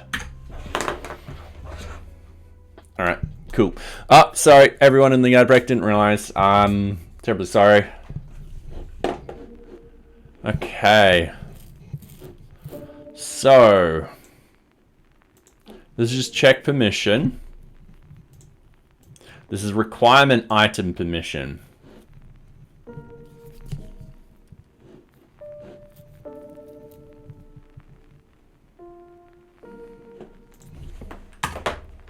Ah, cool. You guys are finally back. Internal function. Def object requirement item. We'll definitely need the request coming through. So once again, this is just grabbing all of this.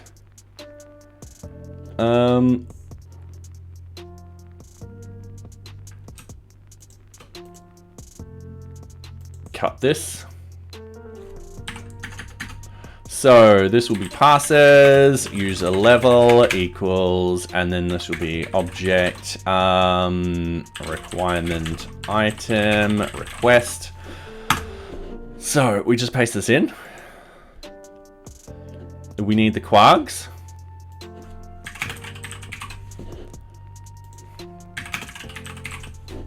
He's done. So get the instant of the requirement object ID. Yep. That's grabbing that. Yep. Oh, that's how we can. Yep. All right. Sweet.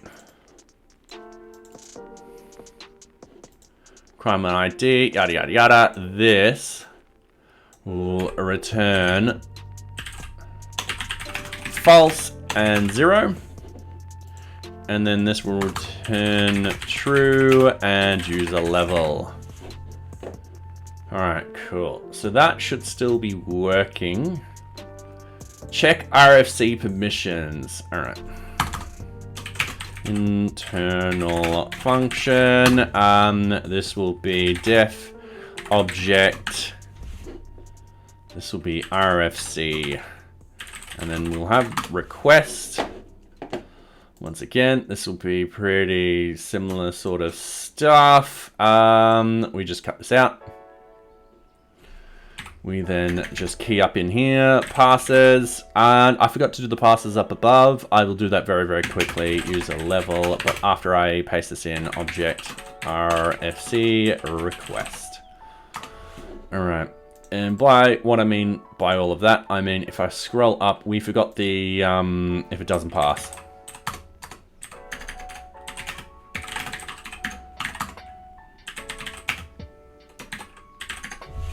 Easy. All right. And we're going to add that in right now.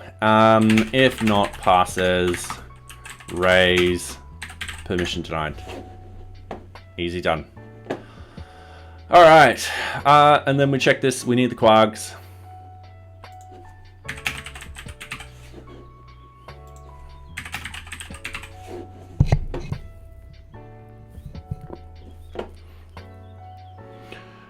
Everything is, yep.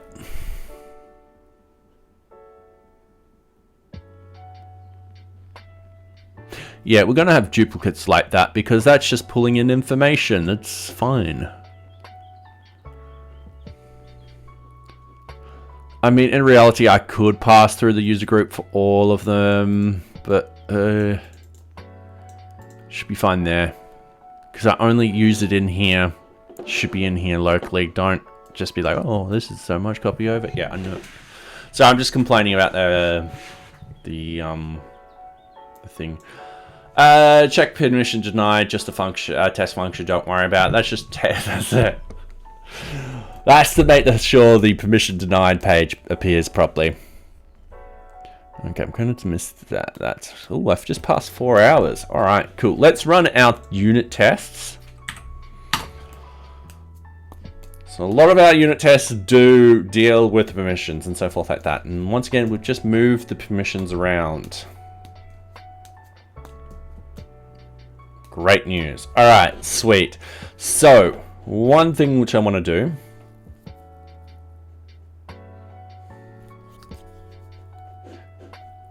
is I'm going to move this over here like this for the moment.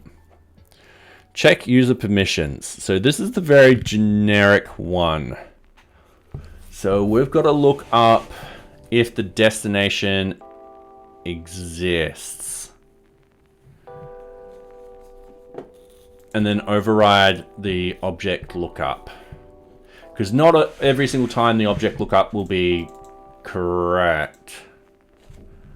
So if object lookup is blank, check quags for values.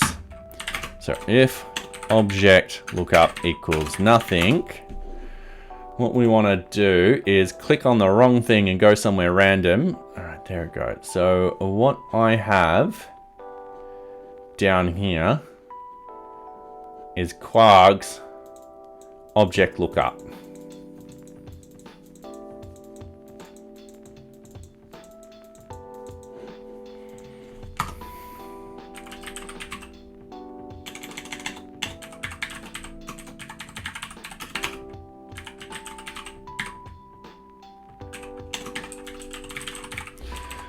Now,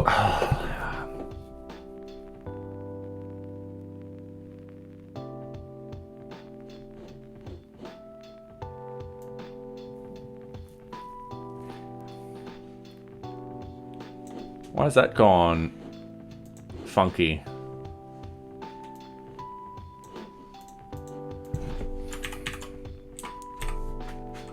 Well, that was weird.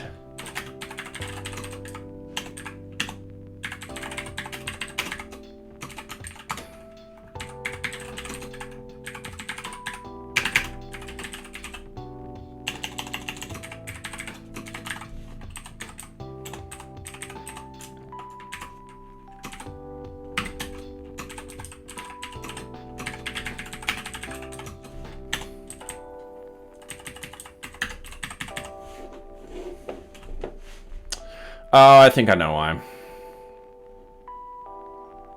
Because I can't override that object. Okay.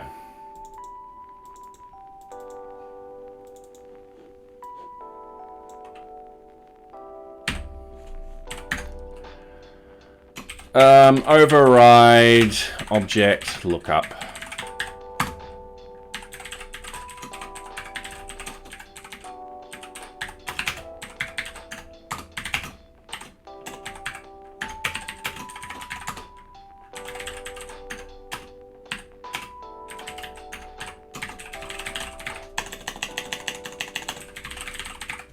All right, cool.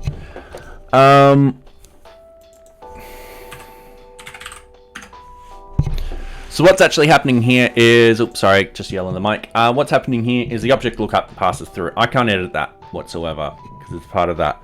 I've got the override lookup. So in the off chance that this override is nothing, which happens, what will actually happen is we'll look up the destination and so forth like that through that method. All right.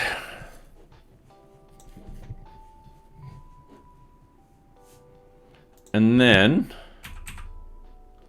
moment of truth.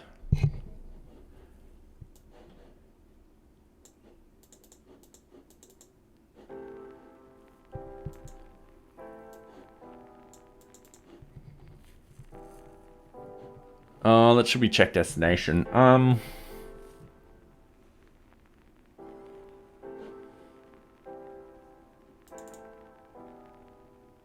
Yeah.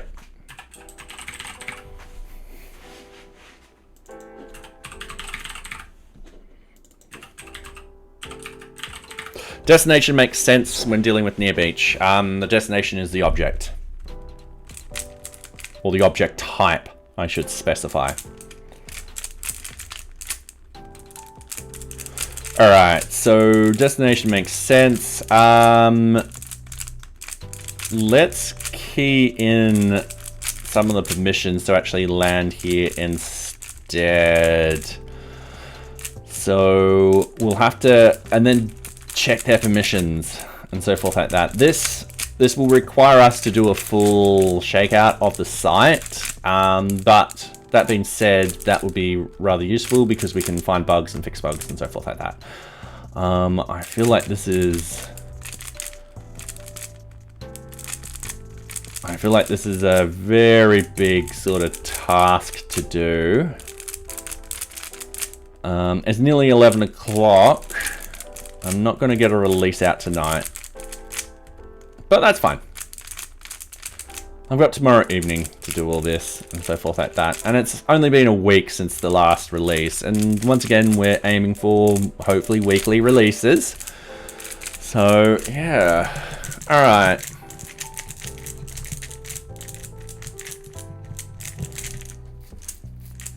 Scratching my mustache.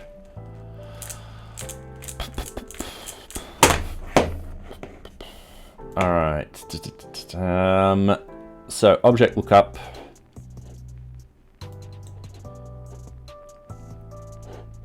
Okay. Depending on the object destination, depends on the function we use. Use to look up user permissions. All right. So we're going to start from the top.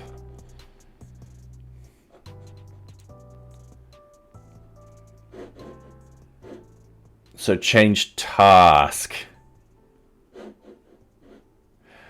Oh, this is...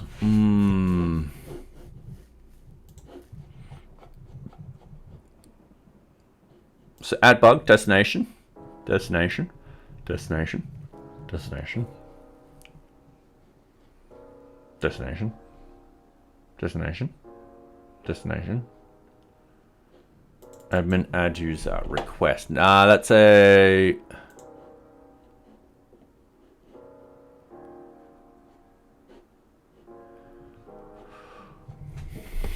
Location ID. All right.